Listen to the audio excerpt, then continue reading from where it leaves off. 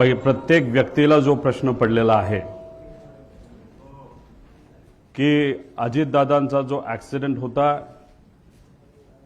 तो एक अपघात होता का घात होता, हा प्रश्न प्रत्येक व्यक्तीला पडलेला आहे। काल मुंबईकडे येत असताना पिंपरी चिंचवडमध्ये जेव्हा माझी गाडी स्लो झाली, सिग्नल लागलं होतं, तेव्हा माझ्या लेफ्ट साइडला एका रिक्षा चालकाने त्याची रिक्षा थांबवली, खाली उतरला आणि माझी काच वर होती त्यामुळे काचेवर त्याने आवाज केला। काच खाली घेतल्यानंतर त्याने सांगितलं, अहो 9 तारखेला तुम्ही संध्याकाळी अजितदादांबद्दल काहीतरी सांगणार होता ॲक्सिडेंट बद्दल, त्याचं काय झालं? मी त्यांना सांगितलं काल नाही, म्हणजे 9 तारखेला नाही तर 10 तारखेला मी या बाबतीत मला काय वाटतं हे तिथं सांगणार आहे। या प्रेस कॉन्फरन्सच्या माध्यमातून आणि तुमच्या सर्वांच्या मदतीने लोकांपर्यंत मी आता पोहोचतोय। काही लोकांनी भावनिक होऊन काही व्हिडिओ टाकलेत। ते व्हिडिओ कसे आहे की दादा परत येतील। 6 जण विमानामध्ये होते, 6वे व्यक्ती दादा होते। जी बॉडी तिथं सापडली ती दादांची नव्हतीच। दादा आज येतील, उद्या येतील।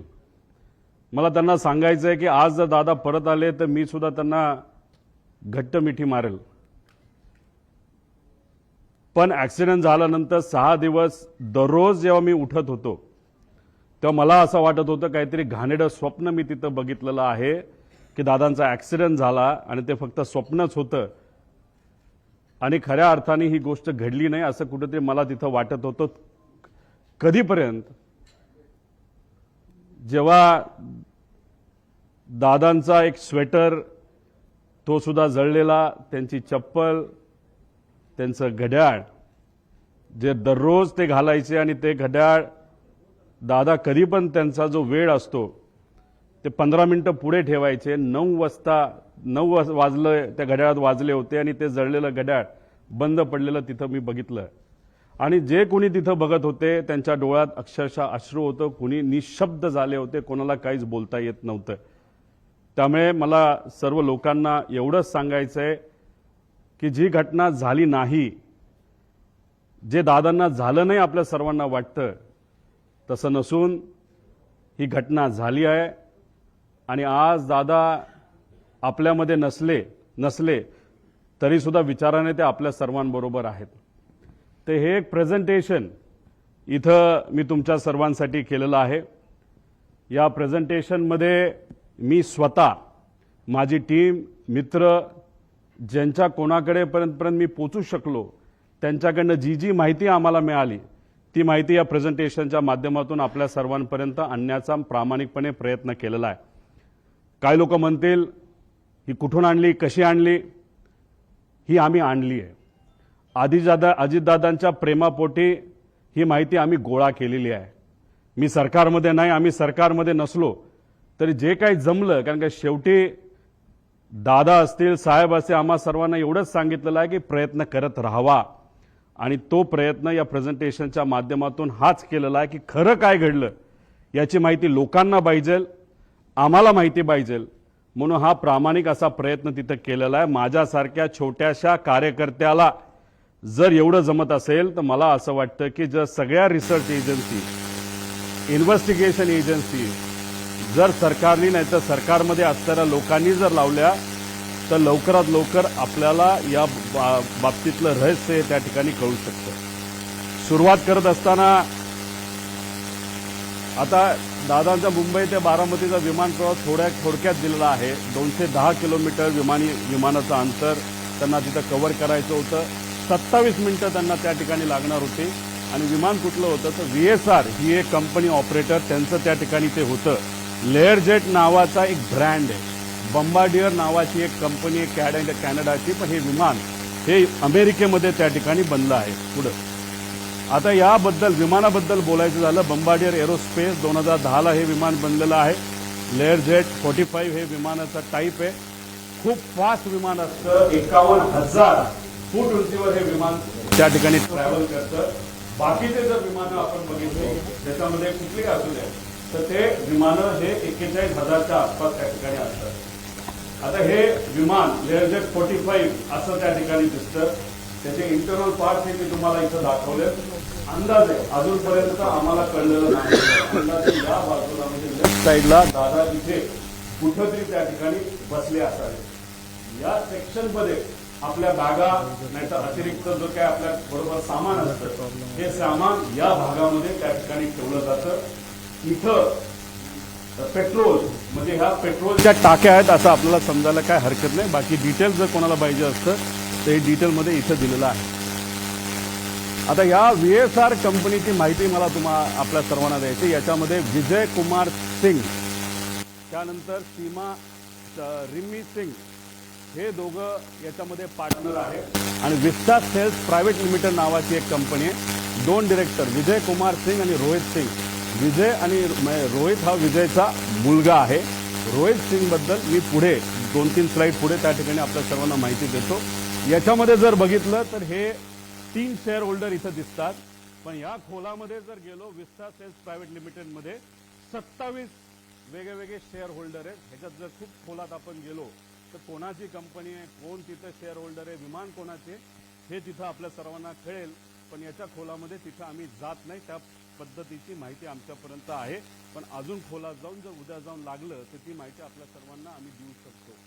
त्यानंतर या कंपनीकडनं या कंपनीचं म्हणजे VSRचं तसं बघितलं तर लेअर जेटच्या बाबतीत त्यांची मोनोपोली आहे या देशामध्ये. सगळ्यात जास्त लेअर जेटचे विमानं जर कोणाकडे असतील तर ते VSR नावाच्या कंपनीकडनं विजय कुमार सिंग एक छोट्या कंपनीमध्ये काम करायचे.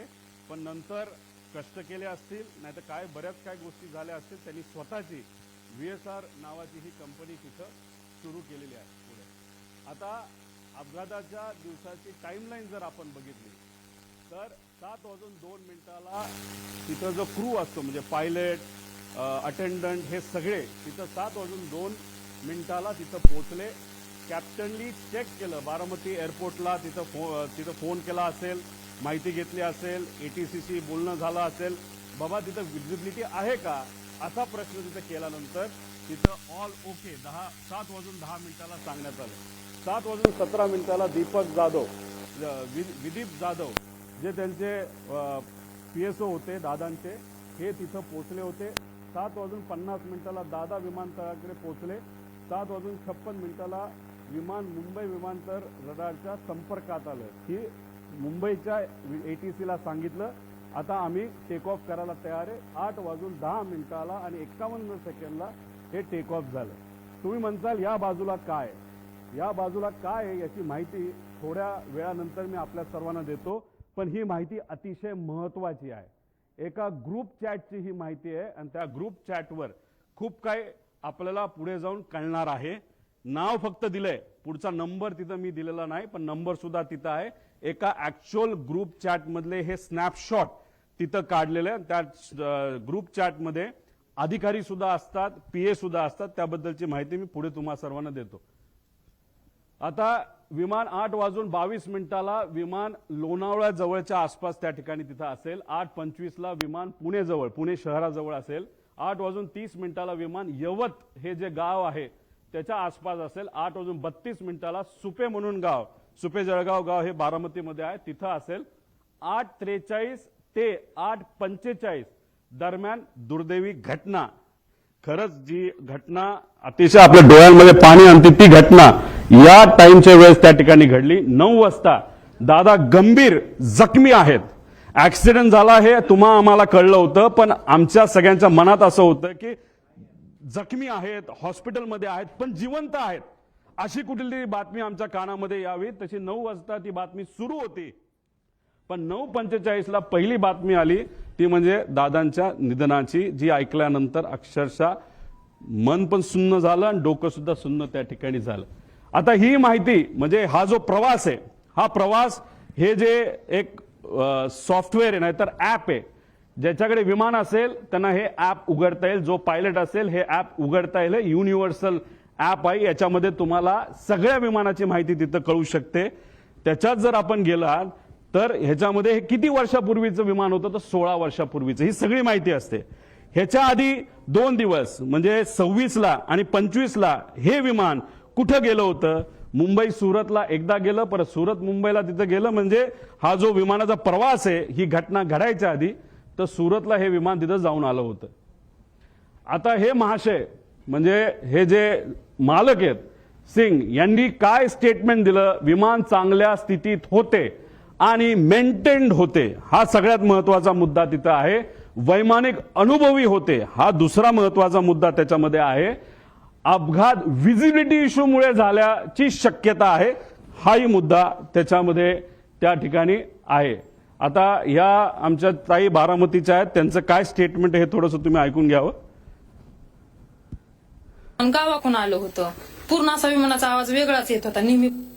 म्हणजे यांचं आणि तिथं असणारे बरेच काही हे आहेत की त्यांचं असं मत होतं की रोज तिथं जे पायलटला शिकवलं जातं त्याची विमानं रोज ये जा करत असतात. दादांची विमानं बऱ्याच वेळा आलेली आहेत, मोठ्या मोठ्या व्यावसायिकांची विमानं आलेली, पण हे विमान जेव्हा त्या गावाच्या वरून गेलं होतं, एक तर ते जवळून गेलं होतं आणि त्याचा आवाज थोडा वेगळा आला होता. म्हणजे कदाचित मेंटेनन्सचा हा मुद्दा असू शकतो. पुढे आता हा व्हिडिओ तुम्ही डिटेलमध्ये बघा. हा व्हिडिओ एका ग्रामपंचायतीचा व्हिडिओ आहे.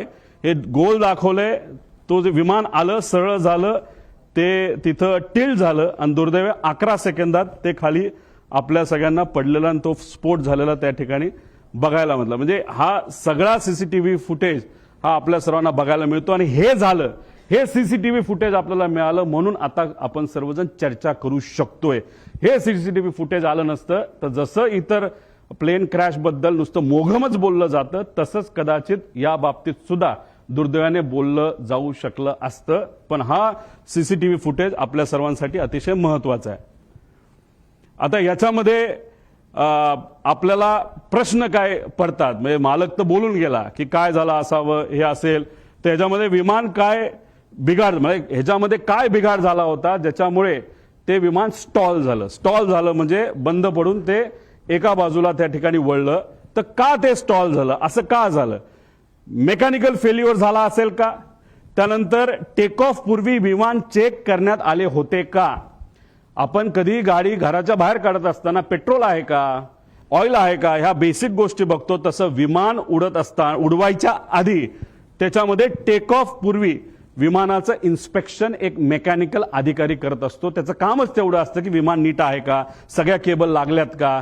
जसं की लिफ्ट आपल्या घरी असेल नाही तर ऑफिसमध्ये असेल आणि त्याचं इन्स्पेक्शन जर करायचं असेल तर त्या ज्या केबल आहेत त्या नीट आहेत का, बटणं नीट दाबली जातात का, आणि समजा जर लाईट गेली तर लिफ्ट ऑटोमॅटिकली एका फ्लोअरला येऊन थांबते का, हे जे बेसिक लिफ्टमध्ये चेक केले जातात. हे तर 51,000 फीटला उडणारं विमान आहे आणि ह्याचं चेकअप तर करावाच लागतो. हे DGCA सुद्धा सांगितलेलं आहे.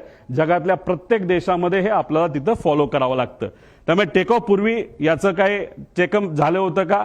चेक करणारे कर्मचाऱ्यांना आता आपल्याला पकडावं लागणार आहे, बोलावं लागणार आहे, चर्चा करावी लागणार. ते आम्ही करू शकत नाही, पण जी कुठली एजन्सी आता सरकारने दिलेली आहे त्या एजन्सीला तिथं असणारे जे कोणी चेक करणारे कर्मचारी आहेत त्यांच्याशी तिथं आपल्याला बोलावं लागेल. टेक लॉग हा प्रत्येक विमानाचा टेक लॉग हा केला जातो. टेक लॉग असेल तो जो अधिकारी आहे मेकॅनिकल इन्चार्ज तो सही करतो आणि विमान चालक जे असतात को पायलट आणि मेन पायलट हे त्याच्यावर तिथं सही करतात. टेक लॉग सुद्धा आता आपल्याला शोधायचं आहे. आणि विमान हे जे होतं ते एअरवर्दी होतं का, म्हणजे विमान उडण्याच्या लायकीचं होतं का, असा एक वेगळा रिपोर्ट हा DGCAचा असतो. तो सुद्धा तिथं बघण्याची जरूरत आहे. रुटीन लाईन मेंटेनन्स हा करावा लागतो. एक मेन मेंटेनन्स, इंजिन काढावं लागतं, घालावं लागतं, ऑइल चेक करावं लागतं सगळं. आणि त्यानंतर हा रुटीन मेंटेनन्स, कुठलाही प्रवास झाल्यानंतर ते विमान चेक करावं लागतं, त्याला रुटीन मेंटेनन्स बघावं लागतं. आणि हे अतिशय क्रिटिकल एरिया असतो हा पोलिसांचा विमानाचा. तिथं सगळीकडे सीसीटीव्ही कॅमेरा असतात. तिथं मोठ्या मोठ्या इंडस्ट्रियलिस्टचे विमानं ठेवलेली असतात आणि तिथं सगळीकडे हँगरच्या बाहेर आणि हँगरच्या आत सीसीटीव्ही कॅमेरा त्या ठिकाणी असतात. त्यामुळे ते सीसीटीव्ही कॅमेरा कुठे आहेत, कसे आहेत, कोण मेंटेन करत होतं, खरंच विमानाला कुणी हात लावला होता का, चेकिंग झालं होतं का, हे सगळं तिथं बघण्याची आपल्या सर्वांना जरूरत आहे. आणि विमानाचा हेवी बेस मेंटेनन्स हा कधी केला, कसा केला, काय केला, त्याला विमान कंपनीली सुद्धा शेड्यूल दिला असता आणि त्या शेड्यूल प्रमाणेच आपल्याला मेंटेनन्स हा करावा लागतो. ते झालं होतं का, त्याचा रिपोर्ट कुठे आहे. आणि हे रिपोर्ट का मागतोय, कारण का हे जे VSR कंपनी आहे त्या VSR कंपनीमध्ये अनेक एक्स DGCIचे लोक काम करतात, नाही तर त्यांचे कन्सल्टंट आहेत. त्यामुळे आम्हाला भीती अशी आहे की आतापर्यंत गेल्या 13-14 दिवसामध्ये काहीच झालं नाही, फक्त CCTV गोळा केलेले आहेत. बाकी ह्यांनी अजून सुद्धा रिसर्च नाही तर इन्व्हेस्टिगेशन काही झालेलं नाही. आणि असं जर टाइमपास करत राहिले तर मग हे सगळं मॅन्युप्युलेट केलं जाऊ शकतं. हे सगळे खोटे रिपोर्ट हे केले जाऊ शकतात. त्यामुळे रिपोर्टवर फक्त विश्वास ठेवून चालणार नाही, सगळे CCTV आपल्याला त्या ठिकाणी बघावं लागतील. आता ह्याच्यामध्ये या कंपनीचा इतिहास आपण तिथं बघू. तुम्हाला आठवत असेल 2023ला एक ऍक्सिडेंट झाला होता. ते कुठलं विमान होतं, लेअर जेटचं विमान होतं. बघा इथं आता ते विमान तुम्हाला क्लिअरली दिसेल नाही दिसेल माहित नाही, हे पडलं, हे घसरत गेलं, पाऊस तिथं पडत होता, स्पीड खूप होतं, विमानचा टाईप लेअर जेटचाच होता. आता काही लोक लगेच टीव्हीवर बोलायला लागले होते की अरे बारामतीचं जे विमान आहे त्या ILS सिस्टम नाहीये, असं बरेच रिसर्च अभ्यासू लोक म्हणायला लागले. बरोबर आहे, पण त्याच विमानतळावर बऱ्याच वेळा अनेक वेळा मोठे इंडस्ट्रियल्स पासून सगळे तिथं उतरलेले आहेत ILS सिस्टम नसताना. आणि ILS सिस्टम बद्दल आपण चर्चा करतोय तर हा ऍक्सिडेंट जिथं झाला मुंबईला, तिथं तर हायली ऍडव्हान्स सिस्टम आहे, ILS सिस्टम सुद्धा आहे, तरी सुद्धा हा अपघात झाला कसा. त्यामुळे फक्त ILS सिस्टम बारामतीला नाही म्हणून ते ढकलून त्या ठिकाणी चालणार नाही.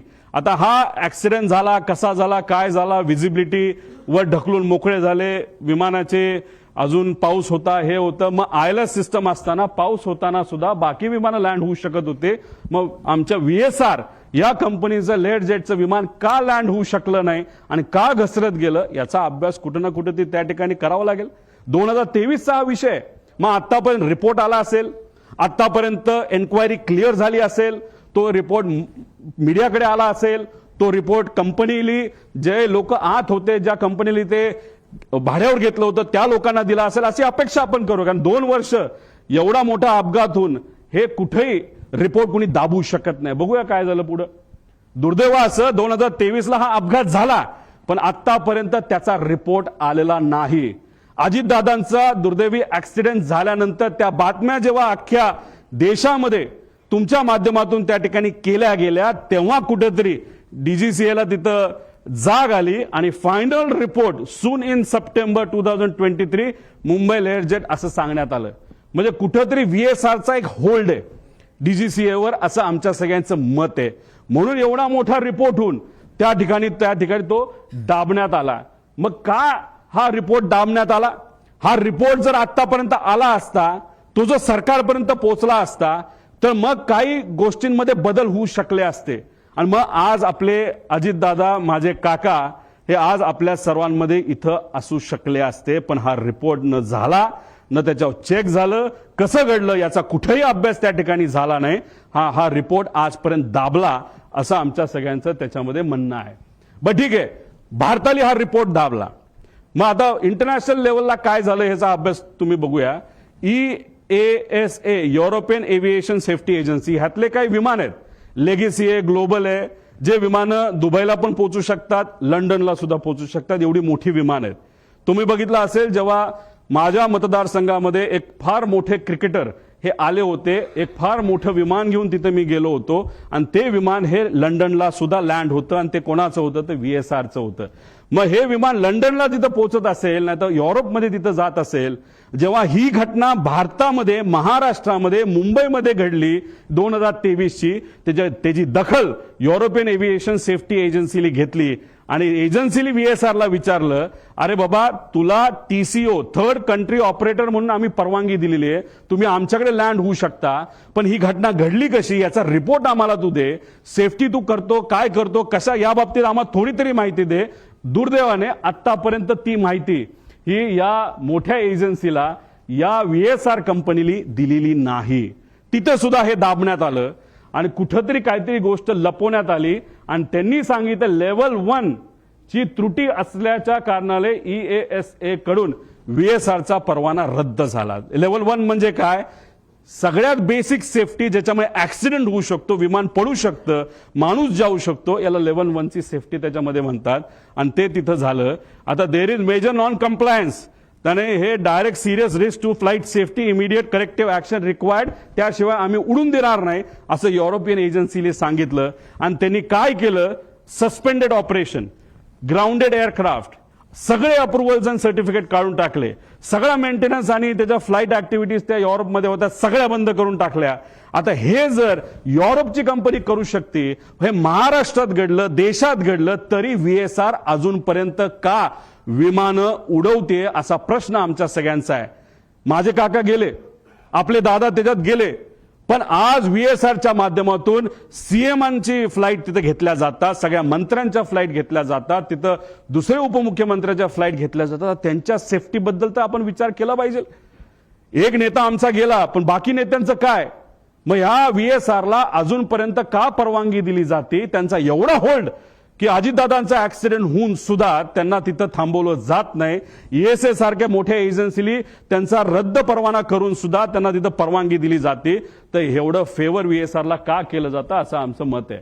मग आम्ही काय केलं, एक्स पायलट, जे पायलट VSR कंपनीमध्ये काम करत होते, जे इंजिनियर VSR कंपनीमध्ये काम करत होते, DGCAचे एक्स अधिकारी जे VSRला ओळखून होते, या सर्व लोकांची चर्चा केल्यानंतर तुमच्यातले काही अभ्यासू आणि रिसर्च करणारे पत्रकार सुद्धा अशा लोकांना भेटल्यानंतर ह्या गोष्टी समोर आल्या. फ्लाईट ड्युटी टाइम लिमिटेशन, 12 तास गॅप लागतो. जर मी पायलट असेल आणि मी जर उडवलं असेल तर 12 तासानंतरच फ्लाईट उडू शकतो. पण ही कंपनी VSR कंपनी हे जे रिपोर्ट असतात FDTL हे मॅन्युपुलेट करतात. म्हणजे फक्त आकड्याचा खेळ त्या ठिकाणी केला जातो आणि 6 तासापूर्वी सुद्धा जर एखादा पायलट आला असेल तर त्याचा कदाचित इन्सेंटिव्ह दिलं जातं, नाही तर तुला नोकरीवरनं काढतो असं सांगितलं जातं आणि लगेचच त्याला तिथं विमानात बसवलं जातं. त्यानंतर कॉकपिट व्हॉइस रेकॉर्डिंग, म्हणजे एक असतो ब्लॅक बॉक्स. ब्लॅक बॉक्समध्ये फक्त आवाज स्टोअर होतो असं नाही, आवाजाबरोबर ते जे इक्विपमेंट्स आहे ते कसे बिहेव करत होते, कुठं काय एक्सेलरेशन होतं, स्पीड काय होतं, आपली पोझिशन काय होती, कुठला काटा कुठं होता, हे सगळं ब्लॅक बॉक्समध्ये तिथं येतं. पण नॉर्मली जर आपल्याला कॉकपिट व्हॉइस रेकॉर्डर, हे साधे रेकॉर्डर असतात, त्यात कॉकपिटमध्ये काय झालं, संभाषण काय झालं याची माहिती आपल्याला देता येते. VSR मध्ये कॉकपिट व्हॉइस रेकॉर्डर सिस्टम हे बंद ठेवलं जातं. त्यानंतर चेकलिस्ट टेकलॉग हा मेंटेन नीट केला जात नाही, तर मॅन्युपुलेट केला जातो. स्टँडर्ड ऑपरेटिंग प्रोसिजर SOP त्यांचं कुठेही नाही. आणि कॉस्ट कटिंग मध्ये हे महाशय, ही कंपनी अतिशय माहिर आहे. त्याच्यामध्ये मेंटेनन्समध्ये कमतरता दाखवणं, नाही तर कुठलंही विमान, नाही तर हेलिकॉप्टर घ्या, ते हेलिकॉप्टर जर आपल्याला उडवायचं असेल तर त्याच्यामध्ये तास दिले जातात. 2200 तास ब्रँड टू ब्रँड, नाही तर 2500 तास. ते झाल्यानंतर इंजिन चांगलं असलं काही नसलं तर पूर्ण इंजिन 6 कोटी रुपयाचं एखाद्या सिंगल इंजिन हेलिकॉप्टरचं आपल्याला बदलावंच लागतं. तसं इथे असतं. पण या कंपनीकडनं तिथं टायमिंग हे कुठेतरी चेंज केले जातात, मॅन्युपुलेट केले जातात आणि त्यामुळेच कुठेतरी ही घटना घडतात असं आमच्या सगळ्यांचं त्याच्यामध्ये मत आहे. आता गो अराउंड, आता अजितदादांना घेऊन हे विमान फ्लाय करत होतं VVIP, म्हणजे ज्यांना Z+ सिक्युरिटी आहे अशा व्यक्तीला हे विमान घेऊन चाललं होतं. विमान उडत असताना जर तिथं व्हिजिबिलिटीचा इश्यू असेल नसेल तरी त्या पायलटला 2 स्टेशन द्यावं लागतात. एक जिथं चाललाय तिथं आणि बॅकअप एअरपोर्ट तुम्हाला सांगावं लागतं. कदाचित ह्यांनी मुंबई ते एअरपोर्ट दिलं असेल, नाही तर हैदराबाद तिथं दिलं असेल. आता तिथं गो अराउंड करत असताना एकदा ट्राय केला, दुसऱ्यांदा कदाचित त्यांना ते दिसलं नसावं. त्यांनी सांगितलं हो दिसलं, पण दिसलं नसावं, तर तिसऱ्यांदा राऊंड घ्यायला पाहिजे होता. पण ह्यांनी तो घेतला नाही. दुर्दैवाने सेकंड अटेम्प्टलाच त्यांनी तो प्रयत्न केला. जी घटना घडली ती घडली. आणि दुसरं कसं असतं, ह्यांना पुढे कुठे जायचं होतं, अजित काकांना घेऊन हे कुठं जाणार होते, बारामतीला जाणार होते. आणि बारामतीवरनं हे कुठं जाणार होते, शमशाबाद ते पटना, तिथं कोणतरी व्यक्तीला तिथं घेऊन जाणं. म्हणजे ह्यांना घाई होती, नाही बाबा जायचंच आहे, नाही तर 10 लाख रुपये आपलं जे भाडं आहे ते त्याच्यामध्ये बुडू शकतं. आपण पुण्याला गेलो तर हे भाडं आपण बारामतीला पोहोचू शकलो नाही, तेही पैसे आपल्याला मिळणार नाही. म्हणून कुठंतरी या कंपनीकडनं या पायलटवर प्रेशर होतं असंही आपल्याला त्या ठिकाणी बोलता येईल. आता दुसरं स्टॉल वॉर्निंग सिस्टम, म्हणजे याच्यामध्ये एखादं विमान स्टॉल होण्यापूर्वी आपल्याला एक अंदाज येतो, काही ती गडबड त्याच्यामध्ये होते. हे विमान स्मार्ट विमान असतं आणि ह्याच्यातली ही जी काय स्टॉल वॉर्निंग सिस्टम आहे, आमचा प्रॉपर इंटेल आहे. आमचं काही लोकांशी तिथं बोलणं झालंय, फक्त त्यांनी सांगितलं आमचं कृपा करून तुम्ही नाव नका सांगू, आमच्या नोकऱ्या तिथं जातील. त्यांची चर्चा अशी, जे विमान अजित काकांना घेऊन तिथं ते ऍक्सिडेंट झालं त्याच्यामध्ये ही जी स्टॉल वॉर्निंग सिस्टम ती बंद होती. ती बंद असल्यामुळे काही गोष्टी आपल्याला आधीच कळल्या नाही आणि त्यामुळे ती घटना त्या ठिकाणी घडली असावी असं काही तज्ज्ञांचं तिथं मत आहे. आणि हेवी बेस मेंटेनन्स केलं कुणी ह्याच्यासाठी आम्ही हे पुरावे त्या ठिकाणी मागतोय. पीटीटी पुश टू टॉक म्हणजे तुमची वॉकी टॉकी असते, आपण बटन दाबतो, आपण बोलतो, पलीकडचं ऐकतो, तसं विमानामध्ये पीटीटी असतं. हे पीटीटी जेव्हा चालू होतं तेव्हा कॉकपिटमध्ये बटन दाबल्यानंतर जे जे काय चालू असतं, जसं की आता मी पोहोचतोय, आता लँड होतोय, मी पुढे तुम्हाला ट्रान्सक्रिप्ट दाखवेल, तर ते सगळं कळतं. तर जेव्हा मेन पायलट हा जर कपूर असेल तर पाठक ज्या पायलट होत्या ह्या को पायलट होत्या. को पायलट जनरली ते इंटरॅक्शन करतात एटीसीची. तेव्हा ती पीटीटी त्यांनी दाबलं होतं, तेव्हा त्या वातावरणामध्ये ते जेव्हा शेवटचं वाक्य ओ शिट होतं तेव्हा सुद्धा आणि त्याच्या आधी सुद्धा त्या विमानामध्ये कुठंच ही वॉर्निंग सिस्टीमचा आवाज येत नव्हता.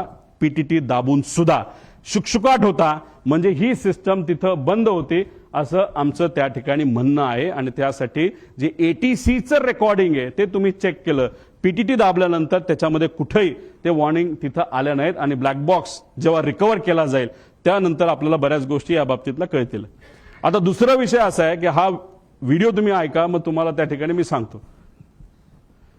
आमच्या गावातनं उतरताना आमच्या गावात एक मंदिर आहे, त्या मंदिराच्या कळसाला सुद्धा टेकायची काही लोकांना शक्यता.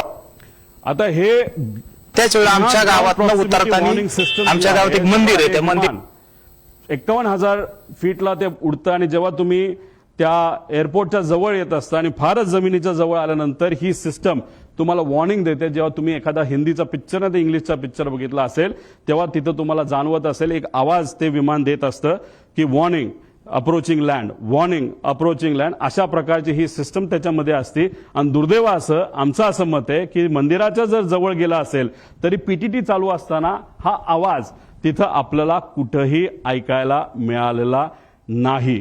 आणि हे सगळं संभाषण हे एटीसी वर त्या ठिकाणी झालेलं आपण बघू शकतो. ते रेकॉर्डिंग तुम्ही बघितलं, आमच्याकडे त्याचा एक प्रिंट आहे आणि ती प्रिंट हे सरकारला सुद्धा त्या ठिकाणी दिली गेली आहे. ते पुरावा आमच्याकडे आहे, त्याच्यामध्ये कुठंच. आणि आम्ही जेव्हा काही लोकांशी बोललो तेव्हा त्यांच्याकडनं सुद्धा आम्हाला कळालं की अशा पद्धतीने आम्हाला कुठंच काही हे ऐकू आलं नाही. त्यामुळे ही जी सिस्टम आहे ती सुद्धा बंद होती, आता खराब झाली होती. आता ह्याच्यामध्ये व्हीएसआर संदर्भातले काही प्रश्न की हेवी बेस मेंटेनन्स हा कुठं केला जातो हे आपल्याला माहिती घ्यावं लागेल. या देशामध्ये 2च एमआरओ आहेत. एक मुंबईच्या आसपास आहे, प्रफुल्ल पटेल साहेबांची मालकी त्या एमआरओची असं आम्हाला त्या ठिकाणी कळतं, आणि दुसरं कुठे दिल्ली साईडला त्या ठिकाणी आहे. पण हे एमआरओ आहे. पण ह्या कंपनीकडे एक वेगळा एमआरओ होतो असं म्हणतात. ते स्वतःच्या कंपनीच्या माध्यमातून ही सगळी 27 विमानं ते मेंटेन त्या ठिकाणी करत होते. मग त्यांच्याकडे एक्सपर्ट होते का? जसं तुमच्या कंपनीमध्ये म्हणजे तुम्ही सगळे वेगळ्या वेगळ्या चॅनलचे असला तरी जर 5च चॅनल असतील तर हा रिपोर्टर जास्तीत जास्त या 5 मध्येच कुठेतरी जाणार आहे. मग तिथून नोकरी निघाली की परत 5 मध्ये दुसरीकडे जाणार आहे. तसंच एमआरओ जर 2च असतील तर मग ते लोक कोण आहेत जे लोक या व्हीएसआर कंपनीमध्ये आज काम करतात? पूर्वी ते कुठं काम करत होते? कोण आहेत ते? कुणी ते सह्या केल्या? रमेश नावाचा माणूस कोण आहे? त्याचा काय अनुभव आहे? तो मेंटेनन्सचा त्याला का प्रमुख केलं? त्याला तुम्ही एन्क्वायरीसाठी घेतलं का तो गायब झालाय? हे सगळे प्रश्न आपल्याला तिथं पडू शकतात. एन्क्वायरी कुठंच नाही चालली म्हणून आम्हाला आमच्या लेवलला माझ्या काकासाठी आमच्या दादासाठी या सगळ्या गोष्टी करायला लागतात. आणि ह्या सगळ्या गोष्टी लवकरात लवकर सरकारने जर केल्या नाही तर मग आपल्याला खरं रहस्य काय हे त्या ठिकाणी तिथं कळणार नाही. त्यामुळे हेवी बेस मेंटेनन्स कुठं केला जातो हे सुद्धा बघितलं पाहिजे. आणि डीजीसीए मधील काही माजी अधिकारी हे या कंपनीमध्ये काम करत असल्यामुळे एक होल्ड आहे या कंपनीचा असं आमचं मत आहे. पुढे घ्या. आता व्हीएसआर संदर्भात गंभीर बाबी आणि बारामती अपघातात आलेला, आता याच्यामध्ये व्हीएसआरची एक सवय आहे जी आम्हाला कळली, आणि हे जोपर्यंत सीसीटीव्ही आपण बघणार नाही तोपर्यंत आपल्याला कळणार नाही. तर हे लोक काय करायचे नाही तर करतात, तर हे कॅन असतात विमानाचे. जसं दादा ज्या विमानामध्ये बसलेले, मागे मी म्हणलो होतो बॅग ठेवायची जागा, आणि दादा खूप जास्त लांब जाणार नव्हते, त्यामुळे ह्यांना एक सवय त्यांच्याच एका अधिकाऱ्याने आणि पायलटली मला सांगितलंय, आम्ही कॅन एक्स्ट्रा इल्लीगल आहे, डीजीसीए अलाव करत नाही. आम्ही एक्स्ट्रा कॅन 50-50 लिटरचे हे 8 ठेवत असायचो. म्हणजे जिथं कुठं लँड होईल तिथं एखादा छोटासा टँकर आणून पैसे देण्यापेक्षा तेच जर आम्ही पेट्रोल ओतलं तर आम्ही सेफ राहू शकतो, असं एका माजी पायलटली ज्यांनी व्हीएसआर मध्ये काम केलं असं आम्हाला तिथं सांगितलंय. त्यामुळे जिथं कुठं गेल्या वर्षभरात VSRची विमानं उतरली तिथला सीसीटीव्ही कॅमेरा टेक ऑफच्या आधी आणि मेंटेनन्सच्या आधी हा बघितलाच पाहिजे आणि ह्या गोष्टी खऱ्यात का हे कुठेतरी आपण समजून घेतलं पाहिजे. आणि जर हे खरं असेल तर विमानामध्ये जर पेट्रोल इल्लिगली एका कॅनमध्ये ठेवलं तर ते विमानासाठी बॉम्ब सारखंच असतं असं आमचं त्या ठिकाणी मत आहे. पुढे आता याच्यामध्ये VSR संदर्भात गंभीर बाबी आहेत आणि काय कोणाला बघितलं पाहिजे, ह्यात क्लिअरन्स इंजिनियरला पकडलं पाहिजे, त्याशी चर्चा केली पाहिजे, क्वालिटी इंजिनियरशी बोललं गेलं पाहिजे, मेंटेनन्स इंजिनियरशी त्याच्यामध्ये बोललं पाहिजे. आणि हे सर्व नियमाचं उल्लंघन जर या कंपनीकडनं त्या ठिकाणी झालं पाहिजे तर या व्यक्तीवर कारवाई होणं आणि मनुष्यबळाचा गुन्हा या कंपनीच्या मालकांवर होणं अतिशय महत्वाचं आहे असं आमचं त्या ठिकाणी मत आहे. त्यानंतर EASA ने कंपनीला TCO परवाना सुरक्षेच्या कारणामुळे जर कॅन्सल केला असेल तर त्याला काही ना काहीतरी कारण आहे. आणि असं आहे की हे EASA ही जी युरोपियन कंपनी त्यांनी ऑलरेडी एक कॉपी DGCA ला पाठवलेली आहे. त्यामुळे DGCA ला मला विचारायचं आहे की ही कॉपी तुमच्याकडे येऊन सुद्धा तुमच्याकडे ती दिल्या गेल्यानंतर सुद्धा तुम्ही VSR ला का ऑपरेटिंग टर्म्स मध्ये ठेवलं, का त्याचा तुम्ही परवाना रद्द नाही केला असा प्रश्न एक पुतण्या जेली काकाला त्या ठिकाणी घालवलेला आहे, त्याचा त्या पुतण्याचा आणि एका कार्यकर्त्याचा त्या ठिकाणी आमचा प्रश्न आहे. आणि एवढं मोठं घात असून सुद्धा आता सुद्धा मुख्यमंत्री आणि दुसरे उपमुख्यमंत्री आणि बाकी नेते अजून सुद्धा VSR कंपनीच्या माध्यमातून ट्रॅव्हल करतायत, विमानातून त्या ठिकाणी ते जात आहेत. हे अतिशय घातक आहे. त्यामुळे या बाबतीची नोंद सरकारने तिथं घेणं फार महत्वाचं आहे. आता तुम्ही म्हणाल हे जे आहे हे काय आहे, एक ग्रुप असतो, सर्व मंत्र्यांकडे 2 ग्रुप असतात, ते ग्रुपचं नाव ते वेगवेगळे ठेवू शकतात, पण एक साई एव्हिएशन नावाची कंपनी आहे, एरो नावाची कंपनी आहे. आता इथं मी GR तुम्हाला दिल्यानंतर तुम्हाला लागलं तर आम्ही तिथं देऊ. या कंपनीने अलोकेट केलेला 2 हँडलिंग कंपनी आहेत. मग या 2 कंपन्या खालचे जे ऑपरेटर आहेत VSR सारखे यांच्याशी संवाद साधून कुठलं विमान कधी अवेलेबल आहे, मंत्र्यांना कधी बाहेर याबद्दलची माहिती त्या ठिकाणी ती दिली जाते. मग त्या ग्रुपमध्ये कोण असतं तर त्या मंत्र्यांचे सगळे PA, ऑफिशियल PA आणि जे कोणी प्रोग्राम बनवतात ते PA, ते अधिकारी त्या ग्रुपमध्ये असतात. आणि त्याच्याच बरोबर आपले जे संचालय आहे ह्याचं महाराष्ट्राचं विमानांचं तिथले ते डायरेक्टर आहेत, ऑफिशियल IAS अधिकारी नाही तर त्या लेवलचा एक अधिकारी त्या ग्रुपमध्ये असतो. त्या ग्रुपमध्ये टाकलं जातं की उद्या जसं 27 जानेवारी 2026 ला 8 वाजता मुंबई ते बारामती अजित पवारांना जायचं असं ग्रुपमध्ये. आणि एरोचा टाइम होता 1 ते 15 हे साईसाठी होतं, 16 ते 31 तारखेपर्यंत एरोच्या ग्रुपमध्ये हा मेसेज टाकला. हे कोण क्रिस्टोफर नावाचा जो कुणी तिथला मॅनेजर आहे का ओनर आहे त्यांनी टाकलं नोटेड सर. तो झालं 7:13 आणि 7:14 संध्याकाळी. म्हणजे जे काही लोक म्हणतात दादा हे विमानाने जाणारच होते, हे प्री प्लॅन्ड होतं, असं अजिबात नाही. आदल्या दिवशी संध्याकाळी 27 तारखेला संध्याकाळी 7:13 वाजता ठरलं की अरे आता खूपच उशीर झालेला आहे, आता उद्या विमानाला गेल्याशिवाय गत्यंतर नाही. नाहीतर दादा गाडीली जे काय प्लॅनिंग केलं होतं, तुम्ही तिथला सीसीटीव्ही बघा देवगिरीचा, तिथं तुम्हाला दिसेल सगळ्या गाडी या लाईनीमध्ये लागल्या होत्या. दादाचा अंदाज होता 5, 5:30 ते 6 पर्यंत आपल्याला गाडीली पुण्यापर्यंत जायचं आणि पुण्यातून बारामतीला गाडीली त्या ठिकाणी जायचं, तरी सुद्धा उशीर झाला म्हणून हा ग्रुपवर मेसेज टाकला. आणि हे ग्रुप अशा पद्धतीने त्या ठिकाणी चालवले जातात. आता हे एरो नावाचा ग्रुप कंपनी कोणाची हे आपल्याला पुढे जाऊन बघावं लागेल. आता हे एरो कंपनी आहे, सरकारची विमाने बुक करण्यासाठी ही काम करते. ह्याचा जो हँडलर आहे आता तो कोण आहे आपल्याला शोधावा लागणार आहे, त्याचं फार वजन आहे एअरपोर्टवर, तो म्हणेल तसं तिथं काम केलं जातं असं माझं मत आहे. ही कंपनी कोणाची आपल्याला बघा. एक कंपनीचा डायरेक्टर जो आहे तो पतंजली कंपनीमध्ये सुद्धा डायरेक्टर असं आम्हाला कळालं, पण आम्ही खूप खोलात गेलो असं नाही. ज्याला कोणाला बघायचं असेल ना तर ह्या ज्या इन्व्हेस्टिगेशन एजन्सीज आहेत त्यांनी सुद्धा एरोकडे लक्ष देण्याची जरूरत आहे. आता पुढे जाऊन तुम्हाला सांगतो त्या ग्रुपवर काय चर्चा झाली होती, पुढे घ्या. आता हा प्रश्न आहे घातपात आहे का. मला सुद्धा शंका आहे की कदाचित हे घातपात असू शकतं. का तर हे पुढच्या काही स्लाइड्स मध्ये मी आपल्या सर्वांना सांगतो. आता याच्यामध्ये आम्ही जेव्हा हा रिसर्च करत होतो, चर्चा करत होतो, ते एक सिक्युरिटी एरियामध्ये काम केलेला व्यक्ती, माजी अधिकारी, तो माझ्याकडे आला. त्याने मला सांगितलं तुला इस्रायल माहिती आहे का? मी म्हणलं माहिती आहे. तुला मग मोसाद माहिती आहे का? म्हणलं माहिती आहे. मग त्याचं काय? ते म्हणले हे पुस्तक बघ. मी म्हणलं बर, मग या पुस्तकाचं काय? ते म्हणले त्या पेजवर तू जा आणि त्या पेजवर एक लाईन आहे, ती लाईन तू त्या ठिकाणी वाच. ती कुठली लाईन आहे? ती ही लाईन आहे. आता डेगन नावाचा जो माणूस आहे तो एक एजंट आहे. एजंट म्हणजे कोण? जो एखाद्या व्यक्तीला असॅसिनेट नाहीतर एखाद्या व्यक्तीला मारायचं असेल प्लॅनिंगली, तर हा तो डेगन नावाचा एजंट आहे. त्याचं सगळ्यात उत्कृष्ट पद्धत मारायची काय असते त्या डेगन नावाच्या पुस्तकात दिलेलं आहे की sometimes it's most effective to kill the driver and that's that. त्याचा अर्थ की एखाद्या व्यक्तीला आपल्याला जर मारायचं असेल तर सगळ्यात सोपा मार्ग कुठला असेल तर त्या व्यक्तीचा जो चालक आहे त्याला जर आपण मारलं तर विषय संपला. आता गाडीत असेल तर ड्रायव्हर, मोटरसायकलला असेल तर रायडर आणि विमानात असेल तर पायलट, असं म्हणायला काय हरकत आहे. पुढं आता घातपात, आता ही राज्यभरात चर्चा आहे. ह्याच्या खोलात जावं लागेल, ह्याच्या डिटेलमध्ये जाऊन माहिती घ्यावी लागेल, रिसर्च करावं लागेल. पण माझा काका गेलाय, आमचा दादा गेलाय, महाराष्ट्राचा एक फार मोठा नेता गेलेला आहे. तर ही घटना लाईटली घेऊन चालणार नाही.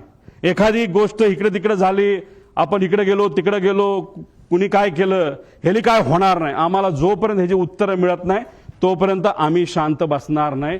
आता ह्याच्यामध्ये आदल्या दिवशी 27 जानेवारीला रोजच्या वेळेपत्रानुसार दादा संध्याकाळी म्हणजे जेव्हा कॅबिनेटच्या बैठका झाल्या, दादा म्हणाले होते अधिकाऱ्यांना की 4-5 तास मी माझी कामं करेल. काही अधिकारी मला, माझ्या पार्टीतले काही अधिकारी भेटणार आहे आणि काही नेते भेटणार आहेत आणि काही कर्मचारी भेटणार आहेत, त्यांच्याशी मी चर्चा करेल आणि मग मी मुंबईला जाईल, असा दादांचा त्याच्यामध्ये त्या ठिकाणी अंदाज होता. ताफा सुद्धा लागला होता.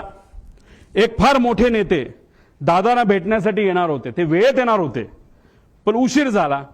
ते उशिरा आल्यामुळे आणि चर्चा उशीरपर्यंत सुरू राहिल्यामुळे दादांचा वेळ त्याच्यामध्ये गेला आणि 5-5:30ला जे दादा गाडीने जाणार होते ते गाडीने जाऊ शकले नाही. त्यांना पर्याय राहिला नाही, त्यांना विमान बुक करावं लागलं आणि म्हणून 7:13 म्हणजे संध्याकाळी दुसऱ्या दिवशीचं विमान हे आदल्या दिवशी म्हणजे 27 तारखेला तिथं बुक झालेलं आपण बघितलं.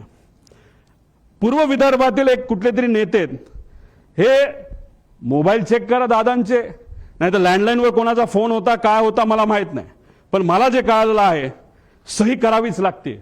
फार महत्वाची फाईल आहे आणि मग ती फाईल कुठे हे जेव्हा बघितलं गेलं ती फाईल घरी नव्हती. ती फाईल मंत्रालयाच्या कार्यालयामध्ये होती दादांच्या. दादा कुठलीच फाईल मोकळी ठेवत नाहीत, पण अचानक ती फाईल तिथं होती.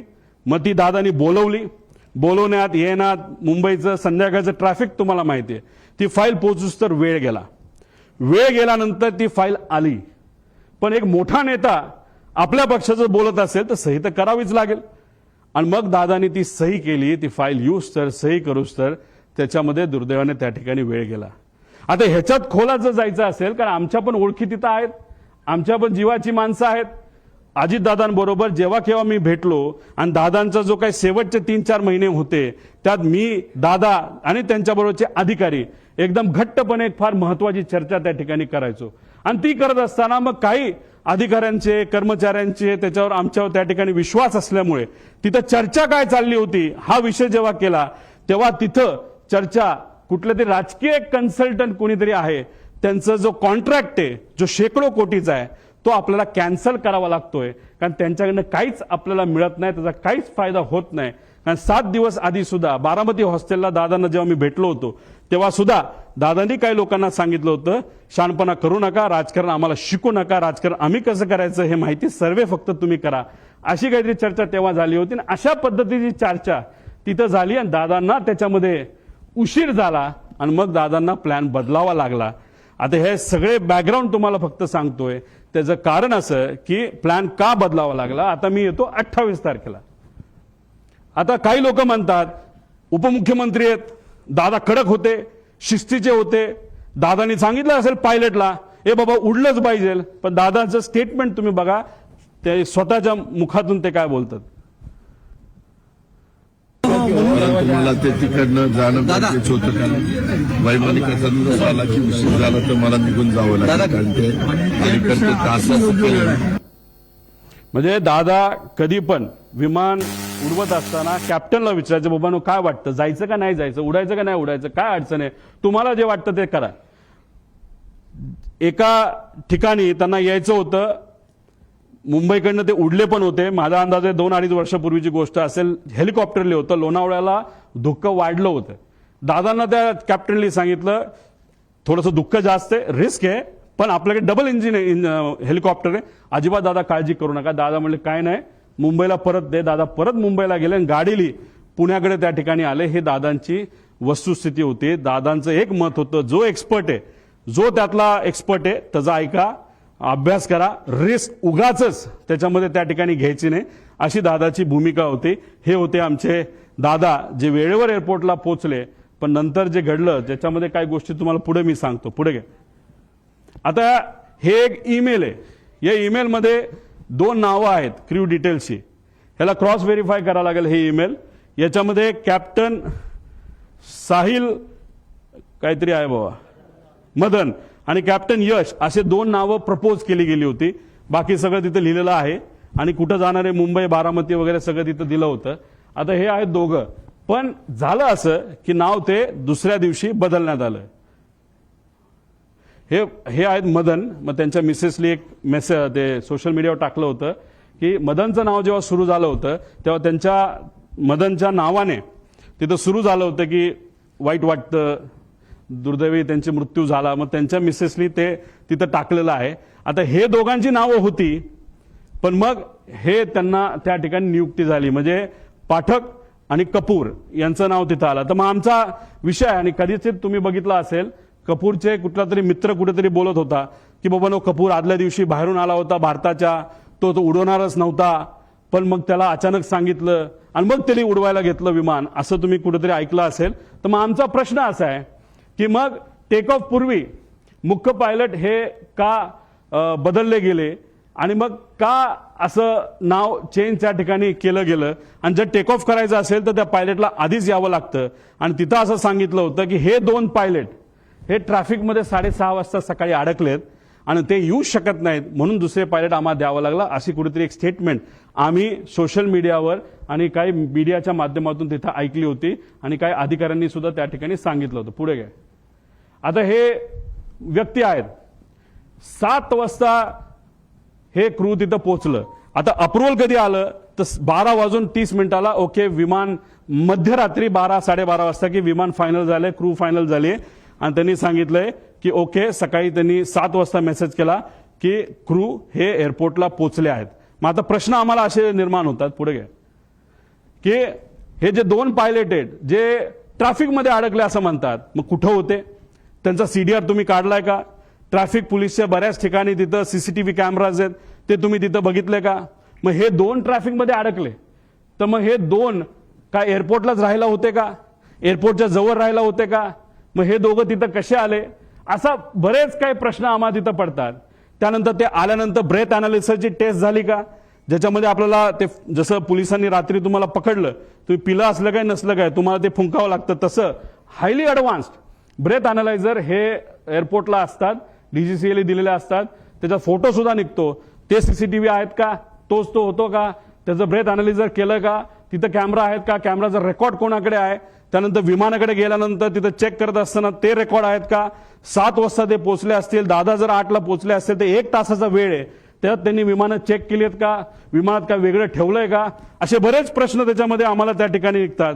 आणि हे सर्व गोष्टी आता बघण्याची जरूरत आहे असं आमचं मत आहे. आणि कोणतरी असं म्हणलं होतं की कपूर हे हाँगकाँगवरनं आले होते, मग ते खरंच आले होते का इंटरनॅशनल फ्लाईटवरनं, हे सुद्धा बघण्याची जरूरत आहे. कारण इंटरनॅशनल फ्लाईटवरनं जर एक व्यक्ती ज्याला दारू प्यायची खूप सवय असं ऐकलं होतं आणि पुढेही काही पुरावे त्याच्यामध्ये आहे, मग इंटरनॅशनल फ्लाईटवर दारू दिली जाते, मग तो पिऊन आला होता का, अशा सगळ्या गोष्टी बघण्याची जरूरत आहे.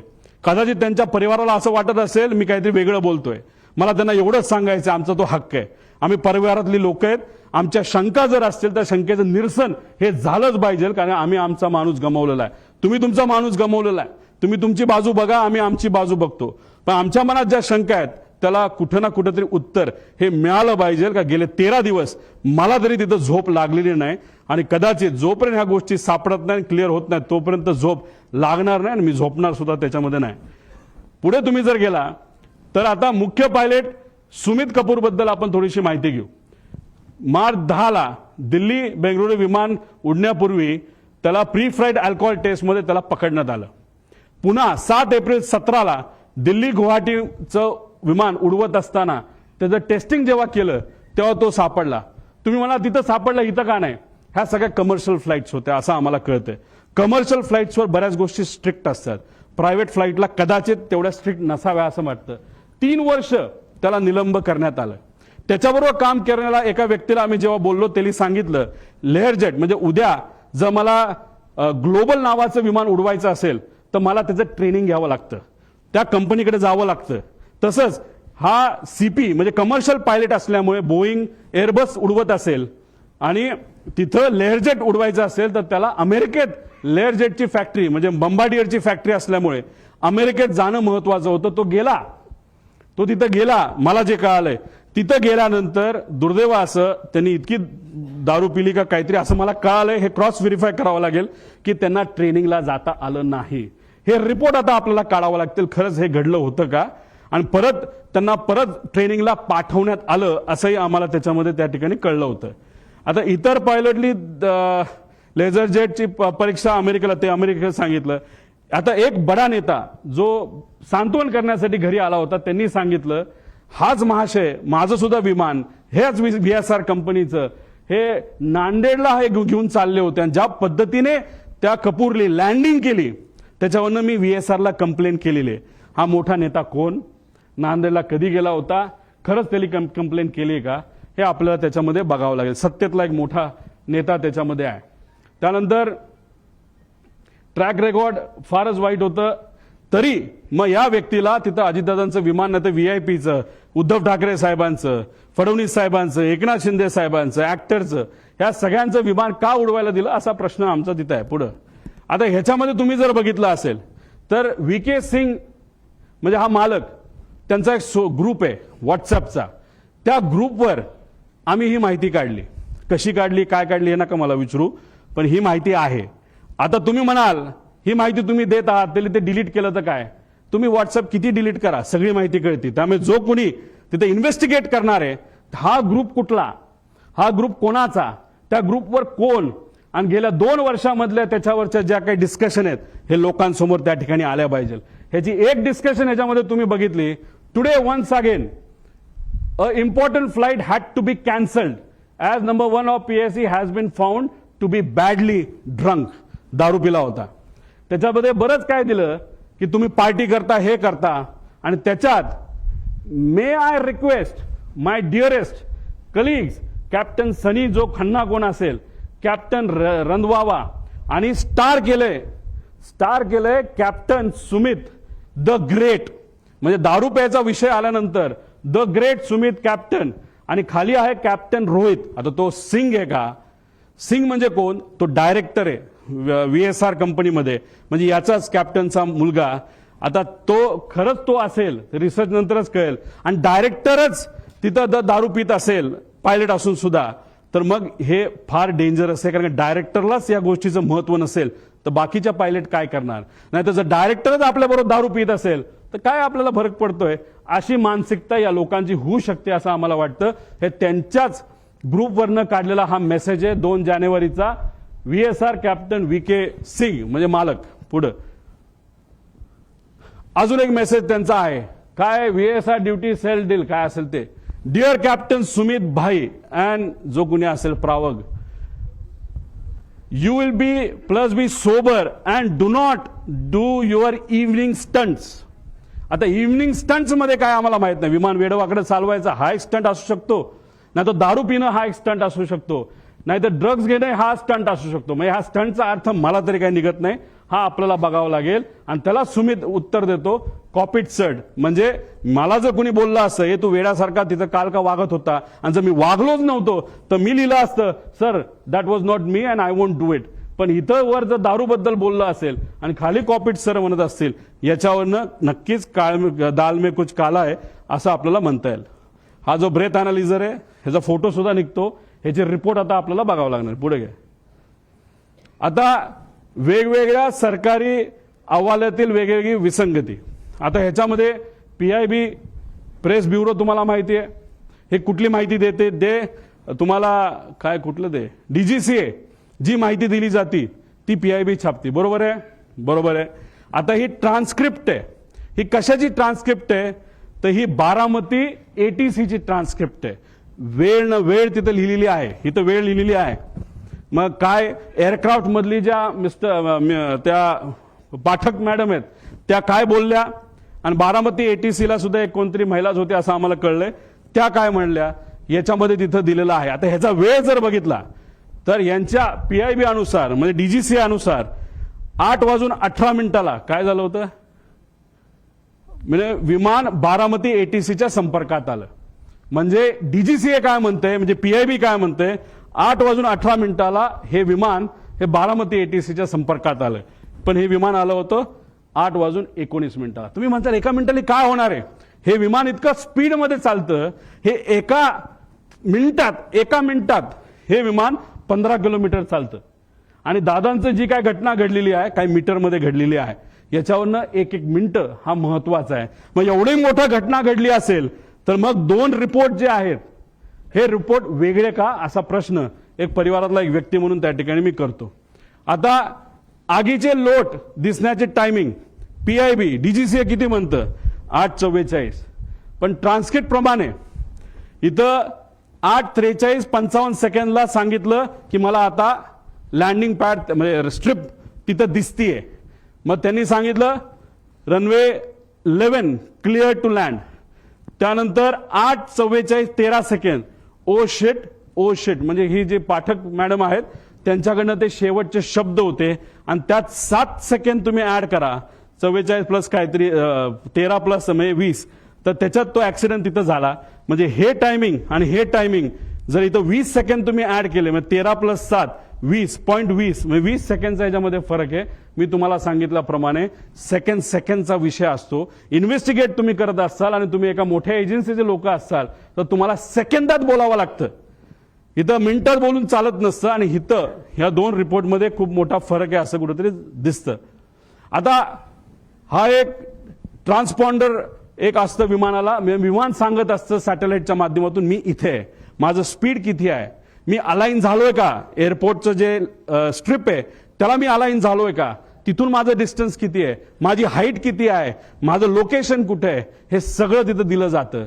आणि हे आमच्याकडे आहे, ही माहिती ही आम्हाला एका सॉफ्टवेअरच्या माध्यमातून, जे मगाशी तुम्हाला सॉफ्टवेअर सांगितलं त्यातून आम्हाला सगळी माहिती कळाली. फक्त शेवटच्या 1 मिनिटाची आम्हाला माहिती कळाली नाही. कदाचित ट्रान्सपॉन्डर हा मुद्दामून विमानाच्या आतून हा बंद केला होता. तुम्हाला टिल्ट होताना जे विमान दिसते त्या ट्रान्सपॉन्डर बंद होता. ट्रान्सपॉन्डर हा 8:43.18 ह्याच्यात तुम्ही म्हणाल हे तर टाइम वेगळा दिसतोय, ह्यात फ्लाईट रडारच्या शेवटच्या UTC टाइम म्हणजे 3 ते म्हणजे ह्याच्यामध्ये 5 तास आपल्याला ऍड करावं लागतात. त्यात 8:43.18 जेव्हा हे बंद झाला ट्रान्सपॉन्डर, का बंद झाला, का कुणी बंद केला, असे प्रश्न आम्हाला त्याच्यामध्ये आहे. आता आपल्याला शेवटपर्यंत कळालं असतं. आणि या 1 मिनिटाच्या आधी हे विमान त्या धावपट्टीला अलाइन झालं होतं, म्हणजे ते धावपट्टीवर उतरेल अशी अपेक्षा होती. पण 1 मिनिटामध्ये काहीतरी गडबड झाली, ती अजूनपर्यंत आपल्याला कळलेली नाही. आता हा जो भाग आहे हा तुमचा 11 नंबर आहे आणि हा भाग आहे 29. हे जे मोठी चर्चा करतात, अरे बाबा तो जो असा हिलटॉपवर आहे आपला लँडिंग स्ट्रिप, त्यामुळे फार डेंजरस आहे, फार अवघड आहे, हे आपण लँड करू शकत नाही असं लोक बोलतात. ते खरंय. आता ही ती जागा आहे 11 नंबर आणि ही जागा आहे 29 नंबर. मागे घे, ती आहे MIDCची साईड. इथं तुम्ही जर गेला तर सपाट आहे, सपाट, काही तिथे टेन्शन नाही, तिथं तुम्ही कसंही लँड होऊ शकता. त्यावेळेस जे विंड स्पीड होतं ते ऑलमोस्ट नव्हतं. आणि विमान जेव्हा इथून लँड होतं त्याला अडचणी काय असतात, एकतर हे उंच आहे आणि इकडे जो सूर्य उगवत असतो तो स्क्रीनवर तिथं दिसतो. मग सगळ्यात बेस्ट ऑप्शन काय असतं, बाबा इकडे नको जायला, सोपी साईड 29 साईड आपण घेऊ, 11 नको घ्यायला, असा निर्णय बऱ्याच वेळा त्या ठिकाणी घेतला जातो. मग ह्या विमान चालकाली तो निर्णय घेतला होता का, पुढे जाऊन बघूया. 8:27 एअरक्राफ्ट करून रनवे 29 ची परवानगी मागण्यात आली, म्हणजे परफेक्ट फ्लॅट आहे. जसं तुम्ही 2023 ऍक्सिडेंट बघितला तर नुसतं घासत गेलं होतं, अशी कदाचित घटना घडू शकली असते, दादा जिवंत असू शकले असते. 29 नंबरची परवानगी तिथं एटीसी कडनं घेतली होती, एटीसीला ती परवानगी दिली आणि 2 मिनिटांनंतर एअरक्राफ्ट करून रनवे 11 ची परत परवानगी मागितली. का, कशामुळे, काय कारण, प्रश्नच आहे. म्हणजे सोपं सोडून अवघड कशाला घ्यायचं. बरं एकदा मागितली का, नाही. मग दुसऱ्यांदा परत 8:36 एअरक्राफ्टने गो अराउंड केल्यानंतर त्यांनी परत 29 ची मागणी केली, परत ती त्यांनी कॅन्सल केली, परत आम्ही 11ला येऊन लँड करतो असं सांगण्यात आलं. निर्णय को पायलट घेत नसतो, मेन पायलट घेत असतो. को पायलट कम्युनिकेशन करत असतो. मग या मेन पायलटला 29 जे सोपं होतं ते सोडून 11 नंबरच का पाहिजे होता, हे मात्र त्या ठिकाणी अजूनपर्यंत कळालं नाही. पुढे आता हा व्हिडिओ बघा.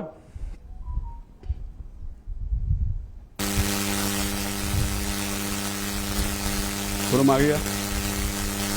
ही लांबून तुम्हाला दिसत असेल, हे धुक्क आहे, विजिबिलिटी हा प्रॉब्लेम होता. मागे या बाजूला थोडंसं तुम्ही जर बघितलं तर एक लाईन दिसते आणि नंतर ब्लास्ट दिसतो. थोडंसं डिटेलमध्ये बघा. एक लाईन आली, पडली, स्फोट झाला. ती लाईन काय आहे, ती आग आहे का, हे सुद्धा बघण्याचे कारण आहे. हे आपल्याला बघावं लागेल. ते काय अजूनपर्यंत कळलं नाही.